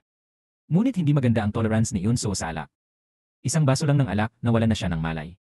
Medyo nahihilo si James nang ihatid niya si Eunso pauwi. Sa ganitong pagkakataon, bihira silang magkaroon ng tapat na pag-uusap. Muling pinasalamatan ni Eunso si James sa pagsasalita para sa kanya at sa kanyang anak. Sinabi ni Eunso na gusto lang niyang patayin ang lahat ng masasamang tao na nagdulot ng gulo sa kanyang pamilya. Nakita ni James ang pag-aalala sa puso ni Eunso, kaya patuloy niya itong inanyayahan na maging kasama niya. Biglang may dalawang lalaking nakaitim na sumugod at tinakpan ng plastic bag ang ulo ni Eunso at James. Hindi lang pala pulis ang naghihinala kay Eunso, pati ang Phantom ay natagpuan ang nawawalang droga sa kumot sa kanyang silid. Sinamantala nila ang gabi para makapasok sa bahay ni Eunso. Nang magising muli si Eunso, napagtanto niyang kontrolado siya ng mga lalaking nakaitim. Hiniling nila na ibigay ang mga drogang ninakaw niya, pero sinubukan pa rin ni Eunso magsinungaling. Iginiit niya na hindi niya alam kung nasaan ang mga droga. Agad namang natagpuan ng isang lalaki ang lahat ng droga na nakatago sa kumot ni Yunso. Doon lang niya napagtanto na naghanda na pala sila bago dumating dito. Napag-alaman na sa araw na dumating si Police Lee para suriin ang bahay ni Yunso, natuklasan niya ang lihim nito. Ngunit nang isipin ni Police Lee ang pasanin ng kanyang pamilya, bigla siyang naging sakim. Itinago niya ang katotohanan kay Police Jeong. Sa halip, ibinenta ni Police Lee ang impormasyon kay Ohan. Nang matuklasan ni Sohan na ang nagnakaw ng droga ay kasamahan niya, nagulumihanan siya. Naiintindihan ni Sohan ang ugali ng boss. Kung mauna ang boss na makahanap kay Yunso, tiyak na malalagay sa panganib ang buhay niya. Pagdating ni Sohan kay Yunso, ayaw niyang magpatuloy kaya binura niya ang impormasyon mula kay Police Lee. Binalak ni Sohan na kunin ang droga at pera, tapos bibigyan niya si Yunso ng pagkakataong mabuhay. Para hindi malaman ni Yunso ang kanyang pagkakakilanlan, tinakpan ni Sohan ang ulo niya at itinali siya. Nang malaman ni Yunso na nabunyag na ang lihim, alam niyang walang silbi ang pagtanggi. Agad na inialok ni Yunso na isuko ang lahat ng pera at droga. Biglang bumahing si Sohan. Napatingin si James sa kanya nang may pag-ingat. Nakilala ni James ang pagkakakilanlan ni Sohan. Nang nakatuon ang atensyon ni Sohan kay James, sumigaw siya para tumakbo si Yunso. Nataranta si Yunso at tumakbo palabas ng kwarto. Agad siyang hinabol ni Sohan. Desperadong inihagis niya ang lahat ng bagay kay Sohan. Napunit ang kanyang hood. Nagulat si Yunso nang malaman na kasamahan pala niya ang tao. Matapos kumpirmahin na miyembro si Sohan ng Phantom, nagkaroon siya ng pag-asa. Nagmakaawa siya kay Sohan na patawarin siya. Nangako siyang ibabalik ang natitirang droga at pera. Kasabay nito, tiniyak niyang hindi siya magbubunyag ng anumang lihim. Naalala ni Sohan ang init na bigay ni Yunso, kaya tumigil siya sa pag-atake. Sa oras na yon, naalala ni Yunso na malapit nang umuwi si Soa. Balak niyang tawagan ng anak para sabihing huwag umuwi. Ngunit, akala ni Sohan ay tatawag si Yunso ng pulis. Ang maliit na awa na kasisilang pa lamang ay naglaho sa matinding takot. Kaya hinigpitan ni Han ang pagkakahawak sa lig ni Yunso. Sa sandaling yon, tuluyan na siyang nawalan ng katinuan. Nang malapit nang mabulunan si Yunso, mabilis niyang kinuha ang electric baton sa sahig at inihagis ito sa tubig. Kaya si Han at Sohan ay agad na nakuryente at nawalan ng malay. Sina Yunso at James ay pansamantalang ligtas sa panganib. Pagkatapos ay tumunog ang doorbell. Sa oras na yon, nakauwi na si Soa. Nagsinungaling si Yunso na aksidente niyang nabasag ang klorera, tapos mahinahon siyang naglinis. Nang makita ni Soa ang kanyang ina na masipag sa gawaing bahay, taos-puso siyang humingi ng tawad. Dati, akala ni Soa na hindi tapat ang kinikita ng kanyang ina, pero kalaunan, nalaman niyang katulong pala ito sa pamilya ni James. Kahit hindi marangya ang trabaho bilang katulong, para kay Soa, ang kanyang ina pa rin ang pinakamahanga-hangang tao. Ipinagmamalaki rin niya ang pagkakaroon ng ganitong ina. Nang marinig ni Yunso ang papuri ng anak, nakaramdam siya ng labis na kahihiyan. Marahil hindi kasing husay ni Yunso ang inakala ng anak, ngunit ang kanyang sakripisyo para sa pamilyang ito ay walang kaduda-duda. Matapos alagaan ni Yunso ang anak, lihim nilang isinakay ni James sina Sohan sa kotse. Gusto ni Yunso na subukang kumbinsihin si Sohan na huwag siyang isumbong. Inakala niyang matagal nang balak nitong umalis sa organisasyong Phantom, pero tingin ni James ay masyadong inosente ang pag-isip ni Yunso. Kahit hindi ituloy ni Sohan ang usapin ng pagnanakaw nila ng droga, may mga nakatataas pa rin sa kanya. Kapag nalaman ng mga taong iyon ang tungkol kina Yunso at James, walang tigil silang hahabulin. Ang mga mapanganib na sitwasyon tulad ngayon ay mauulit. Habang iniisip ito ni Yunso, lalo siyang natatakot. Naalala ni Yunso na nag-isa pa si Soa sa bahay, kaya nag-aalalang tumakbo pa uwi. Gusto munang tiyakin ni Yunso na ligtas ang anak bago pag-isipan kung paano haharapin sina Sohan. Samantala, nagdaraos ng party si Kang Jin. Hiningi niya kay James na magdala ng droga, pero kahit matagal siyang naghintay, wala si James. Galit na inutusan ni Kang Jin si James na pumunta agad o wawakasan niya ang kanilang ugnayan. Nasa gitna ng suliranin si James. Hindi niya alam kung paano haharapin sina Sohan, kaya wala siyang gana na pansinin si Kang Jin. Lalo itong nagpagalit kay Kang Jin. Maya-maya pa ay nagising na si Sohyun. Dinala niya ang walang malay na si Sohyun sa isang pampublikong telepono. Balak ni Sohan na tumawag sa boss para humingi ng tulong. Matapos ibaba ni James ang telepono, natuklasan niyang nakatakas sina Sohan at Sohyun. Hinanap ni James sila sa lahat ng lugar. Nang ideal ni Sohan ang numero ng boss, isang kotse ang bumangga sa kanila. Si Sohan ay malubhang nasugatan at dinala sa ospital. Si Sohyun ay namatay sa lugar ng aksidente. Nang makita ni James ang lahat ng ito, napabuntong hininga siya ng maluwag. Agad na tinawagan ni James si Yunso at sinabi na huwag muna silang magkita. Dapat ipagpatuloy ni Yunso ang kanyang normal na gawain at huwag gumawa ng pagbabago. Labis na nalungkot si Yunso nang malamang pumanaw na si Sohyun. Kinabukasan, nagkunwari siyang kalmado at pumasok sa trabaho sa supermarket. Biglang dumating sina Police Jong at Police Lee sa supermarket para mag-imbestiga. Partikular na tinanong ni Police Jong si Yunso kung kilala niya si Sohan. Alam ba niya ang tungkol sa The Phantom Organization? Bawat tanong ay parang martilyo na tumatama sa puso ni Yunso. Dahil nag-aalala siya, hindi siya naglakas loob na tumingin ng diretsyo kay Police Jong. Nang makita ito, hindi na siya nagtanong pa. Wala siyang ebidensya na nagbebenta ng droga si Yunso. Ngunit ang mga watercolor na nakakalat sa bahay ni Sohyun at ang parehong lalagyan ng lapis na natagpuan sa basurahan ni Yunso, lahat ng ito ay halos nakatiyak kay Police Jong na si Yunso ay isa sa mga drug dealer. Gayunman, hindi pa natutukoy ni Police Jung ang relasyon ni Yoon-soo sa The Phantom Organization, kaya hindi siya nagmadali na kumilos. 2 beses na sinaksak si James, ngunit hindi siya naglakas loob na pumunta sa ospital para gamutin ang kanyang mga sugat. Sinubukan pa rin ni James na pumasok sa paaralan at magtrabaho tulad ng dati. Sa bandang huli, pagod na pagod siya at bumagsak sa harap mismo ng kanyang bahay. Nag-aalala si Yoon-soo sa sugat ni James, kaya nagmadali siyang tingnan ang nangyayari. Matapos tulungan ni Yoon-soo si James na gamutin ang kanyang sugat, nagsimula silang mag-usap tungkol sa mga hakbang na gagawin. Ayon kay James, ang pagkamatay ni Sohwan ay isang magandang bagay para sa kanila. Hanggat naniniwala ang pulisya na ito ay panloob na paglilinis ng The Phantom Organization, ang dalawa ay maaaring ganap na maalis bilang mga suspect. Sinamantala ni Yoon-soo ang kadiliman at lihim na itinago ang telepono ni Sohwan sa restaurant ng The Boss Phantom. Patuloy na tinawagan ng boss ang numero ni Sohyun. Gusto niyang linawin kung ano ang nangyari. Bigla niyang narinig ang telepono na tumutunog mula sa isang sulok ng restaurant. Habang iniisip niya ang dahilan, biglang tumunog ang sirena ng pulisya. Nalaman na nasubaybayan pala ng mga pulis ang lokasyon ng telepono ni Sohyun. Sinundan nila ang bakas at natagpuan ang taguan ng The Boss Phantom. Sa ganung paraan, siya ay inaresto ni Police Jong. Nang kumalma na ang lahat, umuwi na si Yoon-soo. Naghanda na pala si Hae-jin ng pagkain para kay Yoon-soo. Doon lang nalaman ni Yoon-soo na nag-aalala pala ang anak niya para sa kanya. Kaya pala pinakiusapan ni Soo-ah si Hae-jin na alagaan siya. Nang makita ni Yoon-soo ang mga kamag-anak at kaibigan na nagmamalasakit sa kanya, nakaramdam siya ng guilt at napaiyak. Nang dumaan si Yoon-soo sa mga bagay na ito, sa wakas ay naintindihan niya na kung gusto niyang kumita, kailangan niyang sundin ang tamang paraan. Kung hindi, tanging walang katapusang problema at sakit lang ang matatanggap niya. Matapos pag-isipan ni Yoon-soo, kinuha niya ang natitirang droga at lahat ng perang kinita niya. Nakahanap si Yoon-soo ng bakanting sulok at sinunog lahat ng mga bagay na ito. Gusto ni Yoon-soo na magpaalam sa kanyang masamang nakaraan. Samantala, nagdala si James ng droga para kay Kang Jin. Kahit galit pa rin si Kang Jin kay James, hindi niya napaglabanan ang tukso ng droga. Sa huli, tinanggap pa rin ni Kang Jin ang regalo na dinala ni James. Masayang-masaya si James dahil alam niyang habang may droga siya, madali niyang makokontrol si Kang Jin. Ang paghihiganti ay usapin na lang ng oras. Nang akala ni na Yoon-soo at James na babalik na sa normal ang buhay, may mensaheng dumating sa kanilang mga telepono ng sabay. Ang larawan sa mensahe ay sila habang dinadala sina Sohwan at Sohyun papasok sa kotse. Agad na nagulat sina Yoon-soo at James. Balak sana ni Yoon-soo na talikuran ang buhay sa krimen, ngunit may lumitaw na misteryosong mensahe. Naging balisa siya nito. Araw-araw, nabubuhay si Yoon-soo sa takot at pagkabalisa. Kailangan niyang hanapin si James para makahanap sila ng solusyon ng magkasama. Napansin ni James na noong araw na binugbog nila ni Yoon-soo si Sohwan, may misteryosong tao sa eskinita. Pinapanood niya ang kanilang mga kilos. Hinala ni James na ang misteryosong tao ay malamang nakakilala nila. Agad na naisip ni Yoon-soo ang ina ni Saron dahil nagkaroon sila ng alitan. Iminungkahi ni James na maghanda agad ng 100 milyong won para pansamantalang patahimikin ang misteryosong tao. Pagkatapos ay dahan-dahan nilang imbestigahan at ibubuyag siya. Nang marinig ni Yoon-soo ang tungkol sa 100 milyong won, labis siyang nagalit. Kahit matagal nang magkatrabaho sina James at Yoon-soo, siya ang pinakamababa ang kita. Bukod pa rito, pasanin niya ang malaking gastos medikal ng asawa, kaya ubos na ang pera niya. Balak sana ni Yoon-soo humingi ng tulong kay James para sa 100 milyon, pero nagulat siya na wala rin itong pera. Hindi niya maintindihan kung paano naubos ang pera nito, pero may sarili itong problema. Binago niya ang usapan. Iminungkahi niyang bumalik sila sa dating trabaho para kumita agad ng pera. Sa desperasyon, inilabas ni Yoon-soo ang nasunog na bag lumabas na nagpasya siyang tumigil sa krimen, kaya binalak niyang sunugin ang lahat ng pera at droga. Pero nang matanggap ni Yoon-soo ang nagbabantang mensahe, agad niyang hinugot ang mga ito mula sa nagliliyab na apoy. Ang nagpabagsak kay Yoon-soo ay nasunog na ang lahat ng pera, pero buo pa rin ang mga droga. Bumagsak siya sa lupa nang walang magawa. Nagalit si Yoon-soo sa buhay.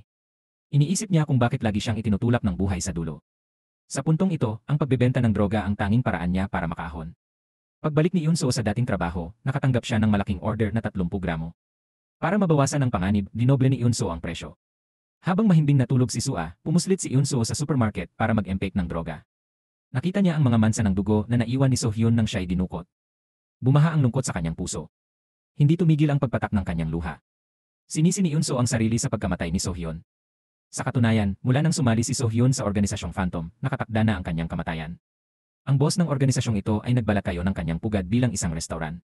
Nalubhasa siya sa pag-recruit ng mga walang trabaho para magtrabaho bilang part-time na tagahatid ng droga. Ipinangako niya sa kanila na kapag nakahanap sila ng formal na trabaho, hahayaan niya silang umalis. Pero sa totoo lang, isa lang itong panlilinlang para itago ang bentahan ng droga. Sa panlabas, mukhang mabait siya sa pagpapalis sa mga empleyado, pero lihim niyang pinapatay sila para mapanatili ang sikreto. Walang nakaalis ng buhay sa Phantom dahil napakahirap ng buhay ni Sohyun. Naniwala siya sa palabas ng boss ng Phantom. Hindi lang sumali si Sohyun sa Phantom, kinaladkad din niya si Sohyun sa mga iligal na gawain. Isang araw, habang nagtatrabaho si Yoon-soo sa supermarket gaya ng dati, bigla na lang lumitaw ang ina ni Sereon. Gumamit siya ng mataray na mga salita para kausapin si Yoon-soo. Si Eunso, na kinakabahan na, ay narinig ang nakatagong kahulugan sa mga salita ng ina ni Sereon. Hinala ni Eunso na siya ang misteryosong tao. Nagpanik si Eunso at agad na ipinaalam kay James. Ang katotohanang ang ina ni Sereon ang misteryosong tao ay nagpaalala kay Eunso. Natatakot siya na baka tratuhin ng masama ang kanyang anak. Maging ang kinabukasan ni Sua ay masisira dahil sa pagkakamali niya. Hindi maintindihan ni James kung bakit ganoon ang ginawa niya. Sa tingin niya, hindi naman kulang sa pera ang babae. Ang 100 milyong won ay maliit na halaga lang para sa kanya. Gayunpaman, iginiit ni Eunso na ang ina ni Sereon ang misteryosong tao. Naisip ni Eunso na hindi pera ang tunay na layunin nito. Gusto niyang pilitin si Eunso na magbayad ng 100 milyon linggo-linggo. Ang tunay na pakay ay kontrolin si Eunso sa patuloy na pagbebenta ng droga. Tinanong ni James kung may iba pa siyang pinaghihinalaan. Doon lang sinabi ni Eunso na dumating si Officer Jang para imbestigahan sila ni James. Napakahalagang bagay ito, ngunit ngayon lang sinabi ni Eunso sa kanya. Dahil dito, galit na galit si James. Pinagalitan niya ito dahil hindi nakikipagtulungan, kaya pareho silang napunta sa mapanganib na sitwasyon. Sumabog ang matagal nang naipon na galit ni Eunso. Pakiramdam niya ay nagtatrabaho lang siya para kay James. Bukod pa rito, itinulak niya ang lahat ng panganib at kahihinatnan kay Eunso ng mag-isa. Sa harap ng kritisismo ni Eunso, hindi na naging magalang si James tulad ng dati. Komplikado na ang kanyang buhay. Kailangan niyang gumamit ng droga para kontrolin ang mga kaaway at kumita para sa shares ng kapatid para sa plano ng paghihiganti.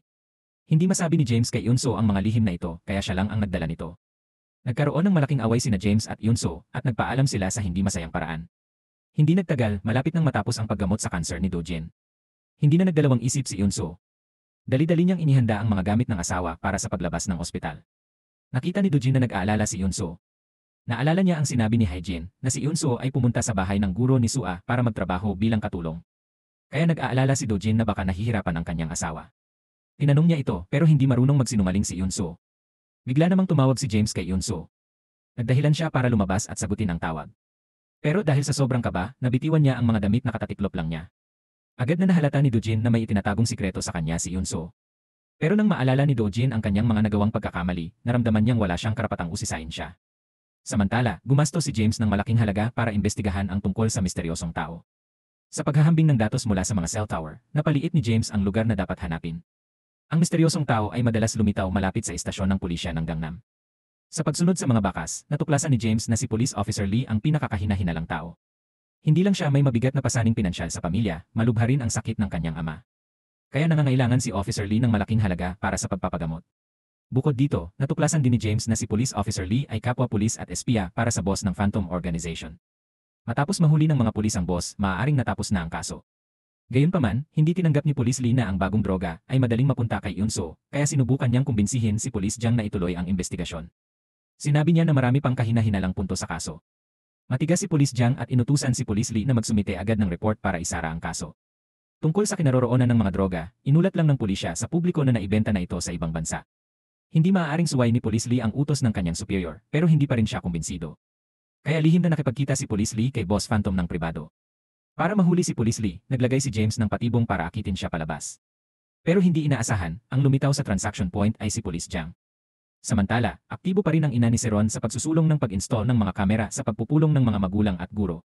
Kapag napatunayan lamang ng ina ni Seron na si Sua ang magnanakaw, talagang mananalo siya laban kay Eunso.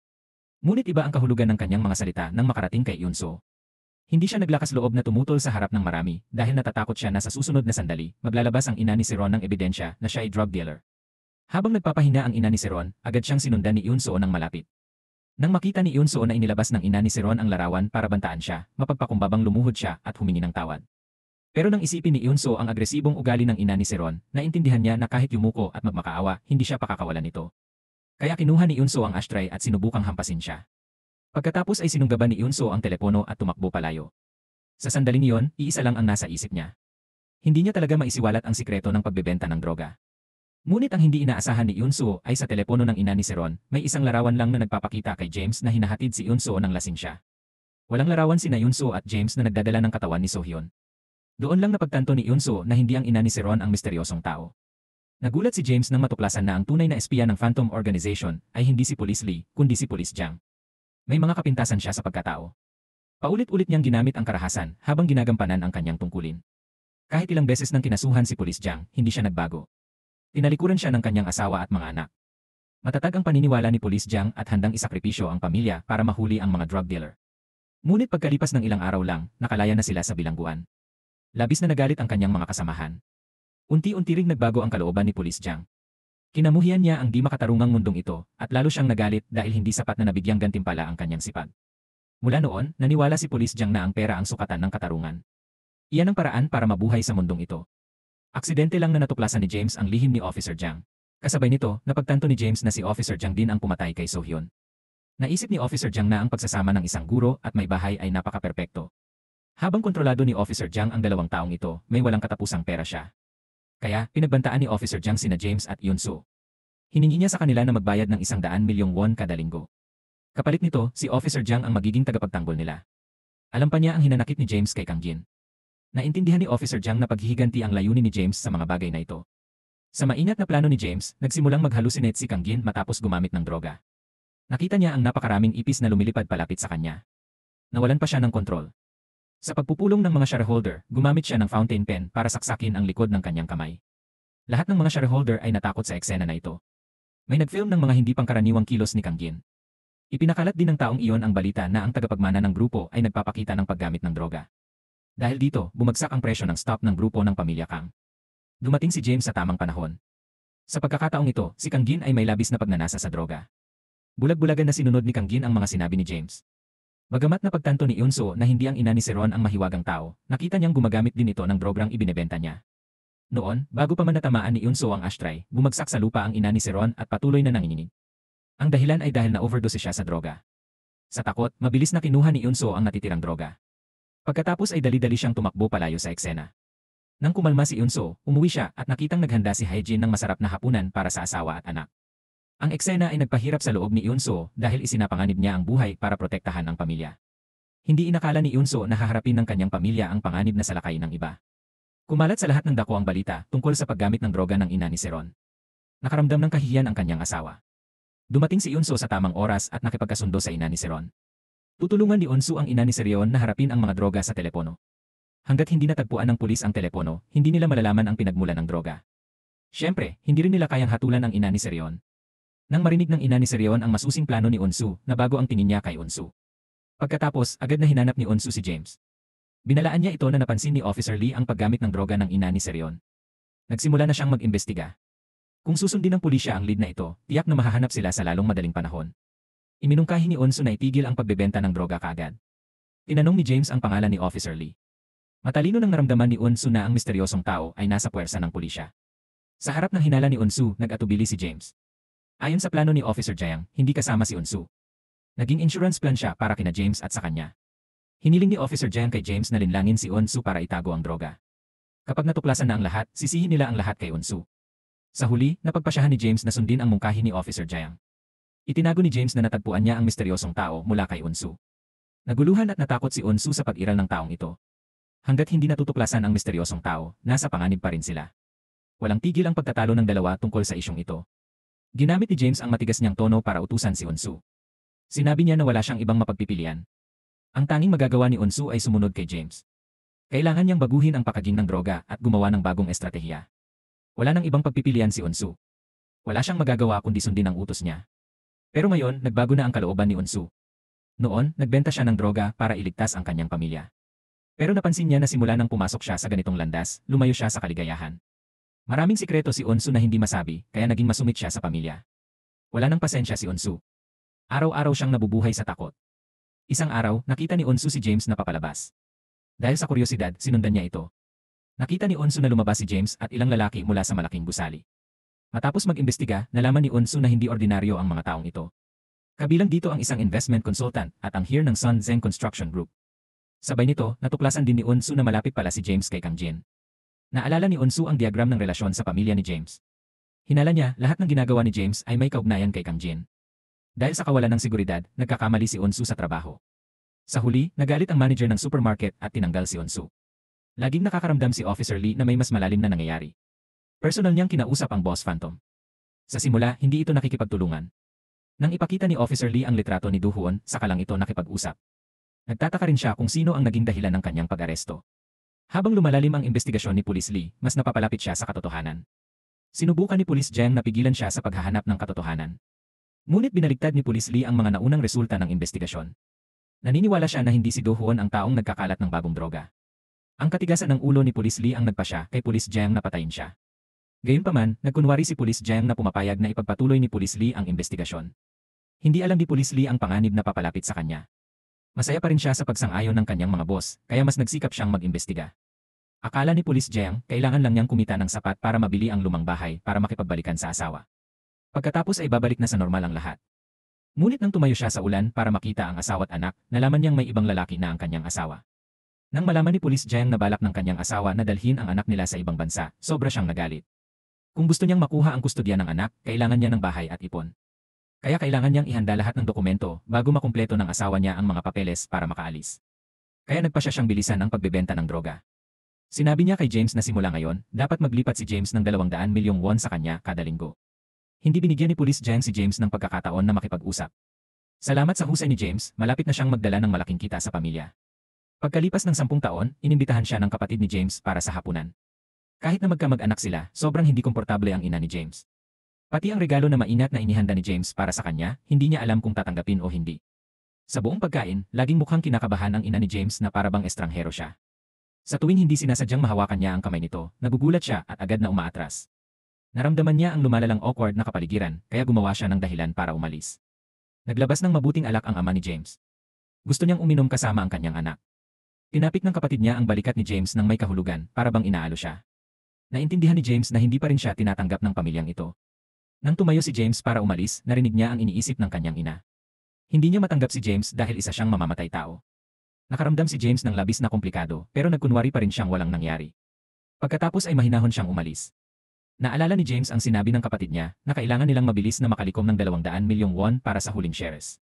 Samantala, si Police Officer Jiang ay parang gutom na tigre na naghihintay ng pera, kaya sinakripisyo ni James si Onsu. Hindi niya pinansin ang panganib at inutusan siya na magbenta agad ng droga para kumita. Napagtanto ni Onsu na nasangkot siya sa isang malaking sabwatan at ayaw niyang maupo lang at maghintay ng kamatayan. Kaya pinutol ni Onsu ang lahat ng paraan ng komunikasyon. Nagdala siya ng droga para hanapin si Kang Jin. Para baguhin ang sitwasyon, kailangan ni Onsu na maintindihan ang kahinaan ni James. Nang galit na tinatanong ni Officer Jiang si James tungkol sa hindi paghahatid ng pera sa oras, tahimik na lumitaw si Onsu sa harap nila. Naunawaan na niya ang lahat ng mga pakana. Patuloy na humingi ng pera si Officer Jiang kay Onsu pero tinuring niya itong katawa-tawa. Ang perang ito ay kinita ni Onsu sa matinding panganib. Bakit niya ito ibibigay sa iba? Sa puntong ito, ang tatlong kasosyo ay may kani-kanilang mga layunin pero kailangan nilang harapin ang isa't isa ng buong katapatan. Nakapagplano na si Onsu para makahanap ng paraan para mabuhay. Hindi inasahan ni Onsu na dahil gusto ni Suha kumita para sa kanyang pamilya, naging kasapi siya sa sindikato ng droga. Nang harapin ni Onsu si Officer Jiang, hindi siya nagpakita ng anumang takot. Hiniling ni Officer Jiang kay Onsu na ibigay agad ang pera. Napagtanto niya na talagang kailangan nito ng pera. Agad na naging kalmado ang kanyang pag-isip. Gusto ni na Officer Jiang at James na si Onsu ang haharap sa lahat ng panganib habang sila'y nakikinabang lang. Ito ay lubos na hindi katanggap-tanggap. Dahil nabunyag ang lihim, nagalit si Officer Jiang at gustong gumanti kay Onsu. Pero, nagbabala si Onsu na kung hindi siya makaalis ng ligtas sa loob ng 10 minuto, may tatawag sa pulisya.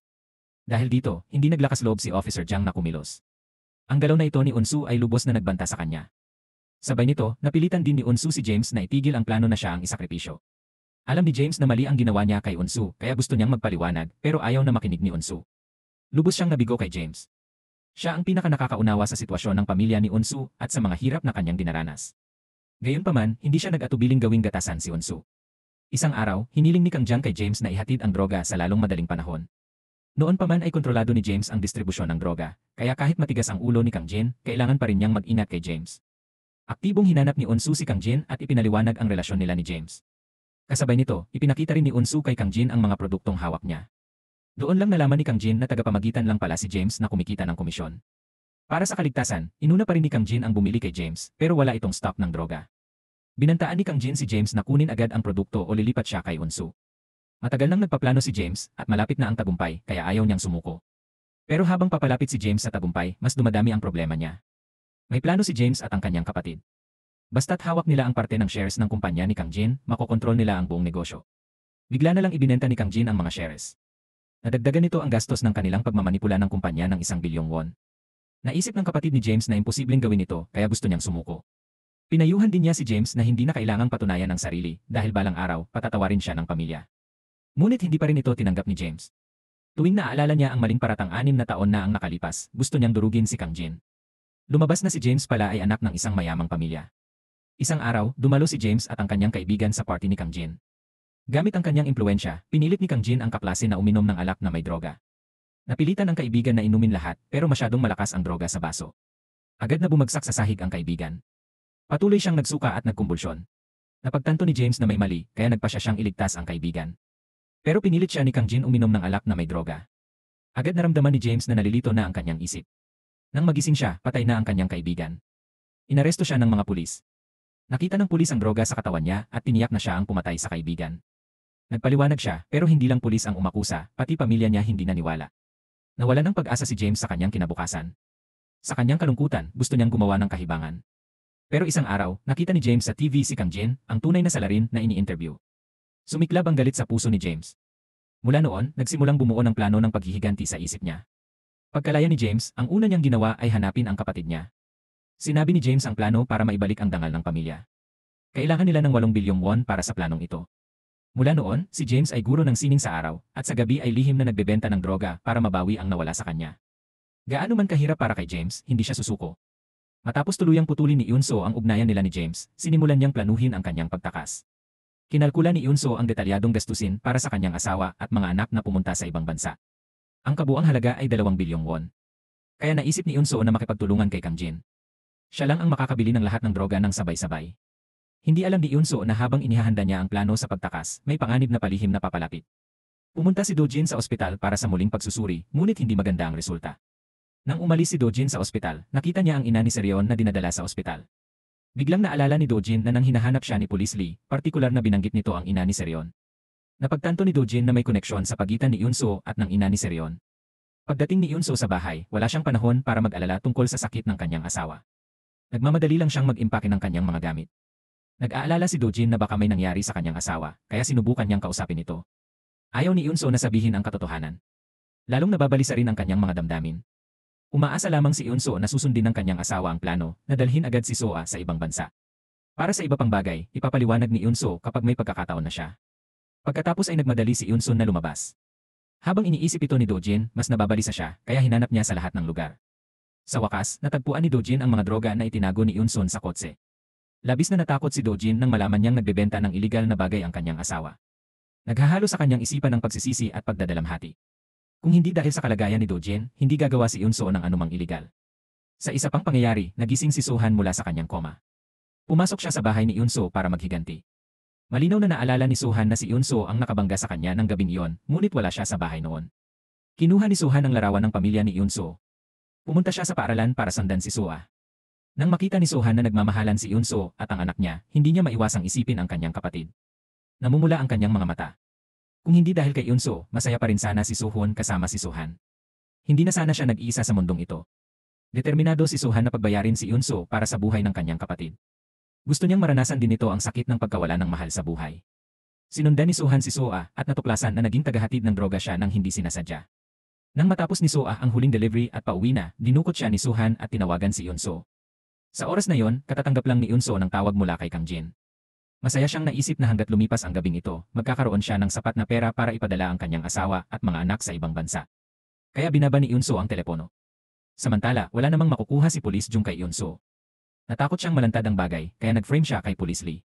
Sinabi ni Police Jung na tumanggap si Police Lee ng suhol mula sa organisasyong Phantom at nagbigay ng impormasyon sa kanila. Dahil dito, ipinadala si Police Lee para imbestigahan.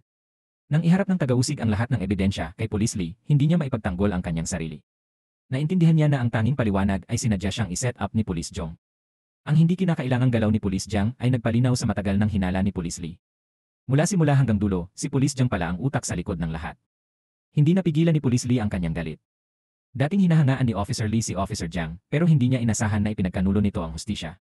Ngayon, isa na siyang tiwaling pulis. Nang muling makita ni Officer Lee si Officer Jung, agad siyang sumugod at sumubok sumuntok. Hindi natatakot si Officer Jung sa isang baguhan. Binantaan niya si Officer Lee na mas mabuting manahimik na lang. Kung gusto mo pang matanggap ang pensyon at mamuhay ng payapa para sa pamilya, huwag mo nang ituloy ang bagay na ito. Para sa kapakanan ng kanyang pamilya, pinili ni Officer Lee na manahimik. Akala ni Officer Jung na basta nakausap niya si Officer Lee at sinunog ang lahat ng ebidensya tungkol kay Eunso, makakatulog siya ng mahimbing. Ngunit biglang may nangyari.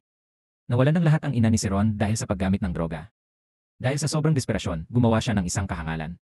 Dahil dito, labis na napahiya si Seron sa kanyang paaralan. Nang makita ni Seron ang kanyang inang mahina sa kama ng ospital, sinisi niya si Soa sa lahat. Isang araw, nakita ni Seron si Soa at ang kaibigan nito na masayang tumatanggap ng kanilang overtime pay. Kaya naging usisa si Seron at palihim na sinundan si Soa. Sabay nito, kinuhanan ni Seron ng litrato ang buong lakbay ni Soa sa paghahatid ng droga. Nang gabing iyon, matapos sundan ni Seron si Soa buong araw, pumunta siya sa istasyon ng pulisya para ireklamo ang kaso. Nang makita ni Pulis Jeong na si Soa pala ang nasa mga larawan, sobrang nagalit siya kaya napabunghalit ng tawa. Para mapanatiling lihim ang pagbebenta ng droga ni Unsu, kailangan ni Pulis Jeong na sunugin lahat ng mga larawan. Matapos malaman ni Pulis Lee na nagkamalay na si Sohan at nawawala, agad niyang sinuri ang mga CCTV. Natuklasan ni Pulis Lee na mabilis na gumagalaw si Sohan. Tila may pupuntahan siya. Mula rito, hinuha ni Pulis Lee na balak ni Sohan na ipaghiganti ang kanyang kapatid. Ang unang pinaghinalaan ni Pulis Lee ay si Unsu kaya nag-aalalang hinanap niya ito sa lahat ng lugar. Samantala, naghihintay si James sa harap ng bahay para mabawi ang droga. Hindi inaasahan, nakita niya si Dojin na sinusubukang sirain ang mga ito. Ang mga drogang ito ang tanging pag-asa ni James para sa paghihiganti, kaya hindi na siya nag-alala na ibunyag ang kanyang pagkakakilanlan at agad na sumugod sa bahay para pigilan si Dojin. Doon lamang naunawaan ni Dojin kung bakit madalas na magkasama sina Unsu at James. Napag-alaman na nagsasagawa sila ng iligal na transaksyon. Lahat ng tanong ni Dojin tungkol sa kanyang asawa ay nasagot na. Kasama na rin ang galit ni Dojin kay James. Dahil inakay ni James si Unsu sa maling landas, kinamuhian ni Dojin ang mga droga na sumira sa kanyang asawa, kaya iginiit niyang sirain ang mga ito. Galit na galit si James at inisip na kasalanan ni Dojin ang lahat. Kung hindi siya nabangkarote at nagkasakit ng malubha, hindi na kailangang ipagsapalaran ni Unsu ang kanyang buhay. Bagamat totoo ang sinabi ni James, iginiit pa rin ni Dojin na tumawag sa pulisya. Sa sobrang galit, pinabagsak ni James si Dojin hanggang mawala ng malay. Pagkatapos ay kinuha ni James ang lahat ng droga. Balak ni James na umalis kaagad, ngunit narinig niya ang tawag ni Soa na nangangailangan ng tulong. Nasa panganib si Soa, kaya hindi ito maaaring pabayaan ni James. Nagmadali siyang pumunta sa lokasyong ipinadala niya para iligtas siya. Sa oras na yon, naghahanda na si Sohan na mag-iniksyon ng droga kay Soa. Gusto niyang sirain siya para mamuhay si Unsu sa sakit. Nakatali ang mga kamay ni Soa. Habang naghahanap ng droga si Sohan, lihim na tinawagan ni Soa ang kanyang ina para humingi ng tulong. Subalit, nakikipag-usap si Unsu kay Kang Jin noon, kaya ibinaba niya ang tawag sa pagkabigo. Pinatay pa niya ang kanyang telepono. Nang magbigay si Kang Jin ng 2 bilyong won sa harap ni Unsu, hindi siya makapagsalita sa tuwa. Sigurado si Unsu na ito ang daan sa kaligayahan, ngunit hindi niya alam na nasa panganib ang kanyang anak. Nang makita ni Kang Jin ang sakim na anyo ni Unsu, hindi niya maiwasang hamakin siya. Pumayag si Kang Jin na ibigay ang pera kung ihahayag ni Unsu ang background ni James. Masayang pumayag si Unsu. Naisip pa ni Unsu na swerte siyang hindi nagbahagi si James ng mahalagang impormasyon sa kanya. Matapat na sinabi ni Unsu na wala siyang alam tungkol kay James. Naramdaman ni Kang Jin na nalinlang siya, kaya galit na tinawag ang kanyang mga tauhan. Hindi lang gusto ni Kang Jin na nakawin ang mga kalakal, ayaw din niyang kunin ni Unsu ang pera. Mabuti na lang at handa na si Unsu. Binalaan niya na maliban kung gusto niyang patayin siya, hindi siya dapat galawin. Ang malamig na tingin ni Unsu ang nagpaalinlangan kay Kang Jin.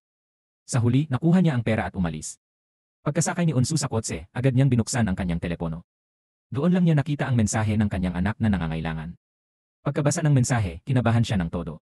Napakakritikal ng sitwasyon ni Soa. Nababaliw na si Sohan. Gusto niyang iturok ang droga sa dalaga. Desperadong lumaban si Soa, pero hindi siya nakinig sa mga pakiusap niya. Sa sandaling iyon, dumating si Police Officer Lee at pansamantalang napigilan si Sohan, pero hindi niya kayang labanan ito, kaya saglit lang siyang nakalaban. Agad siyang pinabagsak ni Sohan. Nakita ito ni Soa at mabilis na tumakbo, pero nahuli siyang muli. Nang aatakehin na ulit ni Sohan si Soa, sinira ni James ang pinto at pumasok. Nang makita ni Sohan ang mukha ng taong nasa harap niya, nakilala niya agad si James bilang isa sa mga dumukot sa kanila ni Sohan. Sumiklab ang galit ni Sohan. Sinalakay niya si James na parang baliw. Nang malapit nang mamatay si James sa pagkakasakal, nagising si Police Officer Lee at sumigaw. Pinaalalahanan niya si James na salakayin ang hindi pa gumagaling na sugat ni Sohan. Salamat doon, nagkaroon ng pagkakataong huminga si James. Sa takot, tumakbo si Soa at aksidenteng nabangga si Officer Jiang. Naghihintay siya sa labas ng pintuan.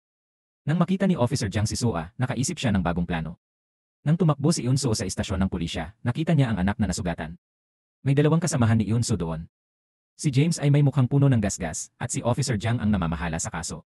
Agad na napagtanto ni Eunso na may nagsamantala sa kanyang kahinaan. Inilabas na ni Officer Jiang ang mga droga mula sa bag ni Soa. Natakot si Eunso nang makita niya ang mga ito. Hindi siya makapaniwala na naging tagahatid niya si Soa nang hindi sinasadya. Hindi alam ni Soa na kontrabando ang kanyang dala. Dahil may kinalaman ito sa batas, ginamit ito ni Officer Jiang para bantaan si Eunso. Mapagpakumbabang nagmakaawa si Eunso kay Officer Jiang na iligtas ang kanyang anak. Nangako siyang hindi na muling magbebenta ng droga. Gayunpaman, si Officer Jiang ay isang bihasa. Nakita niya ang walang hanggang kasakiman sa mga mata nito. Alam niyang tiyak na hindi siya kailanman titigil. Sa wakas, inamin ni Yunso na nagsimula siyang magbenta ng droga para gamutin ang sakit ng kanyang asawa, ngunit matapos matikman ang luho, nagbago ang kanyang pananaw.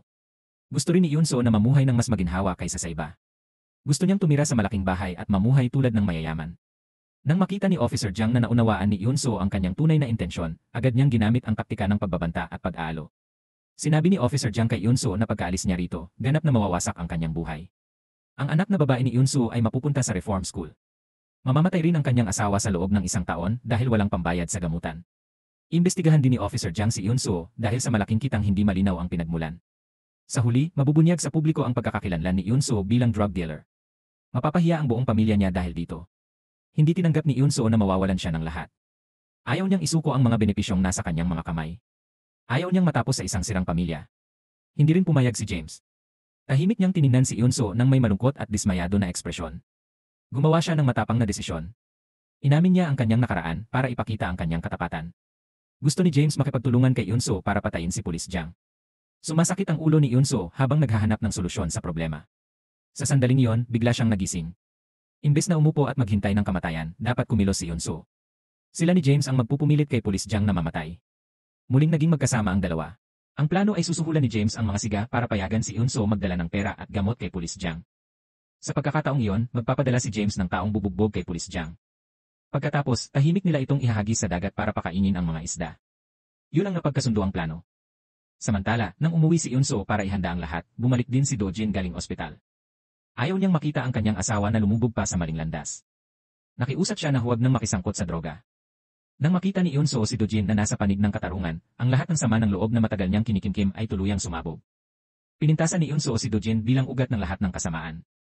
Siya raw ang nagtulak sa kanya sa kailaliman. Sa loob ng maraming taon, hinayaan niyang gamitin ang lahat ng pera para sa pamilya at kaibigan niya. Akala niya noon na yon ang espesyal na kabaitan nito. Tuwing may problema, tahimik niyang pinasan ang bigat ng pamilya, pero nang magkasakit siya, walang tumulong sa kanila. Hindi niya maiwasang sisihin siya. Pinahirapan niya siya ng husto. Hindi niya inakala na ganoon kasakit na salita ang lalabas kay Yunso. Naramdaman lang niya na nagbago na ang kanyang asawa. Dahil hindi mapigilan ni Dojin si Yunso sa krimen, nagpasya siyang kunin ang telepono para tumawag sa pulisya. Sa takot, itinulak ni Yunso si Dojin pababa. Tumama ang ulo niya sa bato at maraming dugo ang umagos. Hindi man lang tumawag ng ambulansya si Yunso para sa asawa, bagkus ay mabilis na umalis. Naisip ni Yunso na kung makakaraos lang siya ngayong araw, babalik sa normal ang lahat, kaya determinado siyang pumunta sa tagpuan. Matapos ibigay ni Yunso ang lahat ng droga at pera kay Officer Jiang, sabik niyang hinintay ang mga taong nakasundo na lumabas at patalsikin ito, pero hindi pa dumating ang taong kinuha ni James at patay pa ang telepono nito. Samantala, pinuna ni Officer Jiang si Yunso dahil sa pagbebenta ng droga kay Kang Jin sa napakababang presyo. Nawala na ang pagkatao ni Officer Jiang. Pumunta siya sa bahay ni Kang Jin para nakawin ang droga. Binalaan ni Officer Jiang si Yunso na maging mas makatuwiran mula ngayon. Hindi na siya makakilos pa dahil hindi na makapaghintay si James sa tulong. Nagpasya siyang gawin ito ng mag-isa. Gayunpaman, agad na napansin ni Police Jiang ang kanyang mga kilos. Nalaman na nag-install pala si Police Jiang ng wiretapping software sa mga telepono nila. Alam niya ang lahat ng kanilang kilos. Nalantad ang plano ni Yunso at James. Wala ring balak si Police Jiang na iwanan ang sinuman ng buhay. Hanggat sinabi niyang self-defense ito, kahit mamatay sina James at Yunso, walang sisisi sa kanya. Nagmadali si James na pigilan si Police Jiang at sinabihan si Yunso na tumakas kaagad. Gusto niyang tumawag ng pulis pero hindi niya kayang isuko ang droga at pera. Sa huli, gumawa si Yunso ng isang mabaliw na desisyon. Nagmaneho siya pabalik habang sina James at Police Jiang ay nag-aaway ng mabangis. Itinapat ni Police Jiang ang baril sa ulo ni James. Nang malapit na niyang tapusin ang away, biglang nagmaneho si Yunso papunta sa kanya. Napakaliwanag ng mga ilaw kaya hindi nila magawang imulat ang kanilang mga mata. Agad na naunawaan ni James ang intensyon ni Yunso at mabilis na umiwas sa gilid. Ngunit hindi nakaiwas si Officer Jiang sa tamang oras at nasagasaan ng kotse ni Yunso. Kinabahan ng todo si Yunso, pero nang makitang humihina pa si Officer Jiang, medyo gumaan ang loob niya. Mabilis na hinimok ni Yunso si James na umalis agad, ngunit nakatitig si James sa taong nakahiga sa lupa. Puno ng galit at kalupitan ang kanyang mga mata. Sa loob ng maraming taon, itinuring si James bilang mamamatay tao. Kinailangan niyang tiisin ang walang katapusang pang-uyam at pagtataksil. Maging ang kanyang mga kamag-anak ay tumalikod sa kanya. Ang pagpapanatiling buhay si Officer Jiang ay isang banta. Habang buhay siya, maaaring bumagsak ang plano ni James anumang oras. Hinigpitan ni James ang kanyang kamao hanggang sa halos tumagos ang kuko sa palad. Ang tanging nasa isip ni James ay ang bunutin ang damo sa ugat. Subalit, ang mga salita ni Yunso ang nagpagising sa kanya. Ang tunay niyang layunin sa paghihiganti ay patunayan ang kanyang pagiging inosente. Kung may dugo siya sa kamay para maghiganti, mawawalan ng saysay ang lahat ng kanyang pagsisikap. Gumawa si Yunso ng perpektong plano para kay James. Hindi niya kailangang saktan ang buhay ni Officer Jiang. Ginagamit lang ni James ang mga pagbabanta para kontrolin siya. Samantala, nakaupo si James nang maluwag sa opisina ni Officer Jiang. Naghahanda na si James para sa kanyang pagtatapat. Nang magising si Officer Jiang sa ospital at malaman ito, hindi niya pinansin ang mga pinsala at tumakbo sa opisina. Nang harapin ni Officer Jiang ang mapanlait na kilos ni James, nagalit siya ng todo. Sinabi ni James na gusto niyang umamin kay Officer Jiang. Sinimula ni James ikwento kung paano nila natanggap ni Yunso ang mensahe ng blackmail. Sa una, akala ni Officer Jiang kaya niyang pigilan ang mga tao na maniwala kay James. Hawak pa rin niya ang posisyon bilang pulis at ang magandang imahe sa mata ng mga kasamahan. Pero nagbago ang lahat nang maglabas ng video si James. Malinaw na nakita roon ang madilim na nakaraan ni Officer Jiang. Dahil dito, agad na nag-atubili si Officer Jiang. Hindi siya naglakas loob na itaya ang kanyang kinabukasan kay James dahil kailangan pa niyang ipaglaban ang kustodiya ng anak at magpatuloy sa buhay. Sa huli, pumayag si Officer Jiang sa kahilingan ni James. Ititigil na niya ang investigasyon sa kaso ng pagbebenta ng droga ni Yunso. Agad na nag-book si Yunso ng tiket papuntang Japan, tapos nakipag-ugnayan sa isang pasilidad ng paggamot doon. Gayunpaman, binalak ni James na ipagpatuloy ang negosyo ng droga dahil gusto niyang kumita ng sapat para makumpleto ang kanyang plano ng paghihiganti. Binalak ni James na hatiin ang natitirang droga at pera kay Yunso, pero nang malaman niyang kailangan niya ng 1 bilyong won, ibinigay niya lahat ng perang natanggap niya kay Kang Jin. Lubos na nagpasalamat si James dito. Kapag nakuha ng kapatid ni James ang perang ito, matagumpay niyang makukuha ang mga shares ng kumpanya ni Kang Jin.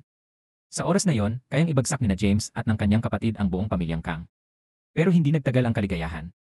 Biglang pinamunuan ni Kang Jin ang isang grupo ng mga tao na pumasok sa bahay para ilantad ang balak ni James at ng kanyang kapatid sa harap ng lahat. Lumabas na kinamumuhian pa rin pala ni Officer Jiang si James dahil sa mga nagawa nito. Malinaw din na alam ni Officer Jiang na matagal nang nagtatago si James, naghihintay lamang ng araw ng kanyang paghihiganti. Basta't ilantad ni Officer Jiang ang balak ni James, may paparamdam niya kay James ang galit na naranasan niya. Higit sa lahat, ang isang walang awang tao tulad ni Kang Jin ay tiyak na maghihiganti ng malupit kay James. Kaya hindi na kailangang kumilos pa si Officer Jiang. Maaari siyang umupo at makinabang sa mga mangyayari. Ang katotohanan ay tulad niya ng hinulaan ni Officer Jiang. Nang malaman ni Kang Jin ang tunay na pagkakakilanlan ni James, pinaimbestigahan niya ito ng mabuti. Nang pumasok si Kang Jin sa bahay ni James at nakita ang pader na puno ng kanyang mga litrato, agad niyang inutusan ang kanyang mga tauhan na kumilos. Kailangan nilang burahin ang lahat ng bakas ng impormasyon tungkol kay James, kasama na ang video na naisave niya sa kanyang computer. Naitala nito si Kang Jin na gumagamit ng droga. Matapos ihanda ang lahat, tumawag si Kang Jin para iulat ang insidente. Itinulak ni Kang Jin si James sa harap ng mga pulis. Nang mga oras na yon, walang kaalam-alam si James at nasa klase pa nagpapaalam sa mga estudyante. Bigla, pumasok ang mga pulis sa silid-aralan at inaresto si James dahil sa bentahan ng droga. Ang balita ng pag-aresto kay James ay nagdulot ng tsismisan sa mga magulang. Si Yunso, syempre, ay naging suspect din dahil siya ang katulong ni James. Labis na nataranta si Yunso. Gusto niyang dalhin agad ang asawa at anak at umalis, pero ayaw na ni Do-jin umalis. Kamakailan, nang malaman ni Hae-jin na pupunta ng Japan ang pamilya ni Yunso, sobrang nataranta siya at tumakbo para pigilan sila. Noong gabing nag-away sina Do-jin at Yunso, nakita ni Hae-jin si Yunso na nagmamadaling pupulutin ang mga nakalat na tableta. Sa sandaling iyon, naintindihan agad ni Hae-jin na umasa si Yunso sa negosyo ng droga para gamutin ang sakit ng kanyang asawa. Gusto ni Hae-jin na manatili si Do-jin at hindi siya iwan, pero matibay na sinabi niya na gusto lang niyang makasama ang kanyang pamilya. Sa pagmamadali, gusto ni Hae-jin na ipahayag ang kanyang damdamin para kay Do-jin, pero nag-alinlangan siya ng matagal at hindi pa rin nasabi. Sa totoo lang, napagtanto na ni Do-jin ang nararamdaman ni Hae-jin. Sinabi niya ang lahat para wala ng ilusyon pa si Hae-jin. Itinuturing ni Yunso si Hae-jin bilang kanyang matalik na kaibigan, pero alam ni Do-jin ang tunay na ugali ni Hae-jin. Lumabas na noong intern pa si Yunso sa bangko, napakahusay ng lahat ng kanyang trabaho. Pero sa huli, hindi nakuha si Yunso bilang regular na empleyado, lahat dahil inakit ni Hae-jin ang boss. Kaya nawala ang pagkakataon ni Yunso. May kaunting ilusyon pa rin si Hae-jin at inisip na hindi sinabi ni Do-jin ang totoo dahil may nararamdaman siya para sa kanya.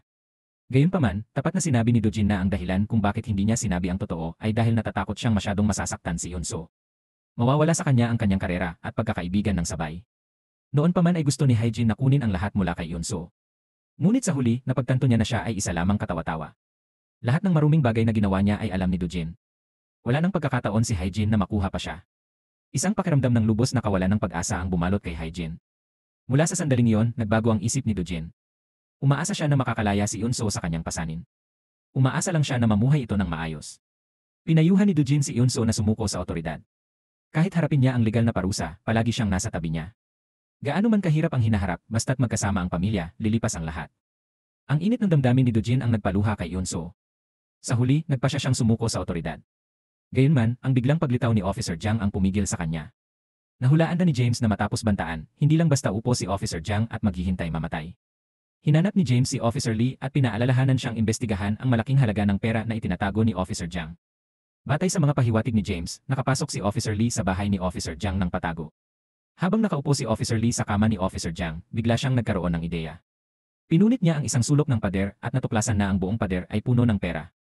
800 milyong won ang lumitaw sa harap niya. Agad na nagulat si Officer Lee sa Procuratorate at mabilis nilang binuksan ang investigasyon laban kay Officer Jiang. Nang harapin ang mga akusasyon mula sa kanyang mga tauhan, tumanggi si Officer Jiang na aminin ito. Nagsinungaling pa siya na wala siyang alam tungkol sa pera. Lahat daw ito ay patibong na inilagay ng iba para siraan siya. Hindi naniwala ang prosecutor sa dahilan ni Officer Jiang dahil ang katotohanan sa harap mo ang siyang ebidensya. Sa huli, nahatulan si Officer Jiang. Sa daan, sinamahan ni Officer Lee si Officer Jiang. Bigla siyang nagtanong tungkol sa isang lumang kwento. Pinagmulta siya noon dahil may natagpo ang maruming pera sa kanyang kotse. Noon pa man ay pinaghihinalaan niya na ang lahat ay sanhi ni Pulis Jiang. Sa pagkakataong ito, hindi ito itinanggi ni Pulis Jiang kundi prangkang inamin. Hindi pa nga siya nag-atubiling sabihin na noon, ang pamilya ni Pulis Lee ay nangangailangan ng pera. Si Pulis Jiang ang tumulong sa kanya, kaya natural lang nasisihin siya ni Pulis Lee. Dati ay isang respetadong pinuno si Pulis Jiang, pero ngayon ay wala na siyang hiya. Dahil dito, labis na nagalit si Pulis Lee. Pero dahil sa matagal nilang pagkakaibigan, hindi pa rin niya kayang pagalitan si Pulis Jiang. Pinayuhan lang siya ng mga kasamahan na pumunta sa kulungan para magbago. Hindi niya matanggap ang ganitong pagkatalo. Lihim niyang kinuha ang paperclip na nakatago sa ilalim ng upuan at tahimik na binuksan ang posas. Kinuha ni Pulis Jiang ang baril ni Pulis Lee at pinigilan siya. Pagkatapos ay tumakas siya. Dahil nawala ang atensyon ng driver, nabangga niya ang kotse sa bakod. Agad na nagkagulo sa loob ng sasakyan. Biglang may tumunog na putok ng baril. Ang dating subordinate ay binaril sa leg at namatay sa mismong lugar. Sa oras na ito, ganap na nawala ang lahat ng pagkatao ni Officer Jiang. Tumakas siya mula sa kotse at naging isang puganting kriminal. Sa desperasyon, nagpunta muna si Officer Jiang sa bahay ni Yunso. Sa sandaling iyon, naghahanda na si Dojin na dalhin siya para umamin. Nag-aalala siyang sasaktan ni Officer Jiang ang asawa niya, kaya tumayo siya sa harap nito. Sinuntok ni Officer Jiang si Dojin na nagpabagsak sa kanya. Tiningnan ni Yunso ang opisyal na duguan at may hawak na baril. Napagtanto niya na maaari itong mawalan ng kontrol anumang sandali. Para protektahan ang sarili, kusang ibinigay niya ang pera at droga. Nang aalis na si Officer Jiang, bigla niyang nakita si Soa na papasok pa lang. Isang masamang plano ang mabilis na nabuo sa kanyang isip. Sa sandaling ito, nawalan na siya ng katwiran. Nang makita niya si Yunso na nagbabalak tumakas kasama ang pamilya, nag-aalab ang kanyang galit. Sa isip ni Officer Jiang, si Yunso ang sumira sa lahat para sa kanya. Kaya, hindi siya karapat-dapat na maging masaya. Agad niyang binaril si Yunso. Ginamit ni Dojin ang lahat ng kanyang lakas para ipagsanggalang si Yunso, kaya siya ang tinamaan ng bala. Sa sandaling iyon, itinulak ni Soa ang pinto at pumasok. Hindi tumigil si Officer Jiang. Agad niyang pinalitan ang target niya kay Soa. Agad na tumakbo si Yunso sa harap ni Officer Jiang para protektahan ang anak. Nang pindutin ni Officer Jiang ang gatilyo, napagtanto niyang wala ng bala ang baril. Tiningnan niya si Yunso nang may kahulugan. Naniwala siyang sinira niya ang pamilya nito. Ang ganitong katapusan ay sapat ng makatarungan. Pagkatapos noon, matagumpay na umalis si Officer Jiang. Si Yunso at ang anak ay nalubog sa sakit ng pagkawala ng minamahal. Ngunit pagkatapos ng libing ni Dojin, inaresto si Yunso dahil pinaghihinalaang nagbebenta ng droga. Kamakailan lang nawalan ng ama si Soa at ngayon nalaman niya na drug dealer pala ang kanyang ina. Nahihirapan siyang tanggapin ang katotohanan ito. Tumanggi pa nga si Soa na makipagkita kay Yunso. Pinaniniwalaan ni Soa na si Yunso ang dituwirang may sala sa pagkamatay ni Dojin. Labis siyang nasasaktan pero hindi niya maipaliwanag. Sa loob ng silid interogasyon, nagkaharap sina Yunso at James. Hindi binigyan ni James ng pagkakataon si Yunso na magsalita. Siya lang ang umako ng lahat ng kasalanan. Alam ni James ang hirap na sitwasyon ni Yunso at naiintindihan din niya ang damdamin nito para sa anak. Dahil sa testimonya ni James, nabawasan ang sentensya ni Yunso pero hindi pa rin tinanggap ni Pulis Lee. Naghanap siya sa lahat ng lugar pero wala pa ring bakas ni Pulis Jiang. Kaya naisip ni Pulis Lee ang matapang na plano na gamitin sina Yunso at James para mahuli si Pulis Jiang. Agad namang pumayag si Yunso. Gusto talaga niyang magkaroon ng pagkakataong makabawi. Nais niyang personal na maghiganti para sa kanyang asawa. Nang malaman ni Officer Jiang na dinukot ni Yunso at James ang kanyang anak, agad siyang nahulog sa bitad na inilagay ni Officer Lee. Nang makita ni Officer Jiang ang kanyang dating kasamahan na nakatutok ng baril sa kanya, napagtanto niyang siya'y nalinlang. Sadyang lumapit si Yunso kay Officer Jiang para ipaalam na malapit nang umalis ng bansa ang anak niya kasama ang asawa. Ang motibo ni Officer Jiang sa krimen ay makuha ang kustodya ng anak, ngunit ngayon lahat ng pagsisikap niya ay nasayang. Sa sobrang galit, hinawakan ni Officer Jiang si Yunso at nagmaneho palayo. Sa biyahe, habang hindi nakabantay si Officer Jiang, inilabas ni Yunso ang kanyang sandata at malakas siyang sinaksak. Matindi ang labanan ng dalawa sa mabilis na kotse. Sa huli, nawalan ng kontrol ang kotse at bumangga sa bakod. Habang walang malay si Officer Jiang, mabilis na tumakas si Yunso. Nang makabawi ng malay si Officer Jiang, agad niya itong hinabol. Habang papatay na sana niya ito, dumating si James sa tamang oras. Nang makita ni Officer Lee na malapit nang mawala sa kontrol ang sitwasyon, nagpaputok siya para pigilan ito. Si Officer Jiang ay tinamaan at nahulog sa tubig at pansamantalang nawawala. Pagkatapos noon, nagsimulang magsilbi sina Yunso at James sa kanilang mga sentensya. Sa loob ng isang taon ng pagsisilbi, napakahusay ng pagganap ni Yunso. Araw-araw siyang nagsusulat ng mga liham para sa kanyang anak. Hindi inaasahan ni Yunso na patatawarin siya ng kanyang anak. Umaasa lang si Yunso na makalag ni Soa ang buhol sa kanyang puso. Patuloy niyang tatapusin ang pag-aaral at hilig sa pagpipinta. Matapos ang pagkabilanggo, iniiwasan pa rin siya ng kanyang anak. Sa panahong ito, si Hae-jin ang naging legal na tagapag-alaga ni Soa. Hindi mapigilan ni Yunso ang pangulila kaya kinausap niya si Hae-jin. Ngunit di inaasahan, inamin ni Hae-jin na siya ang nag-akusa kay Yunso ng pagbebenta ng droga. Sa harap ng pagtataksil ng kanyang matalik na kaibigan, medyo nalungkot si Yunso at tinanong si Hae-jin kung talagang naging tunay na kaibigan siya. Ang sagot ni Hae-jin ay nakadiri para kay Yunso. Lumabas na talagang gusto ni Hae-jin si Yunso pero dahil sa labis niyang pagsiselos, gusto niyang palitan si Yunso. Bumalik sa normal ang buhay ni Yunso. Hindi nagtagal, natapos na rin ni James ang kanyang pagkakulong. Dahil nagpapasalamat siya sa tulong ni Yunso noon, ibinigay niya ang lahat ng natitirang pera sa kanya. Nagpa siya si Yunso na magsimula muli. Ibinenta niya ang kanyang lumang bahay at lumipat sa bagong lugar. Nang mapanood ni Yunso ang balita sa TV, nalaman niya na natagpuan ang bangkay ni Police Officer Jiang. Kasabay nito, nalaman din ni Yunso na ang sanhi ng kanyang kamatayan ay impeksyon mula sa sugat sa binti. Sa huli, hindi napigilan ni Yunso nang umiti dahil napaghigantihan niya ang kanyang asawa. Kasabay nito, malapit nang matapos ang plano ng paghihiganti ni James. Akala ni Kang Jin na pagkakulong ni James, makakapamuhay na siya ng payapa.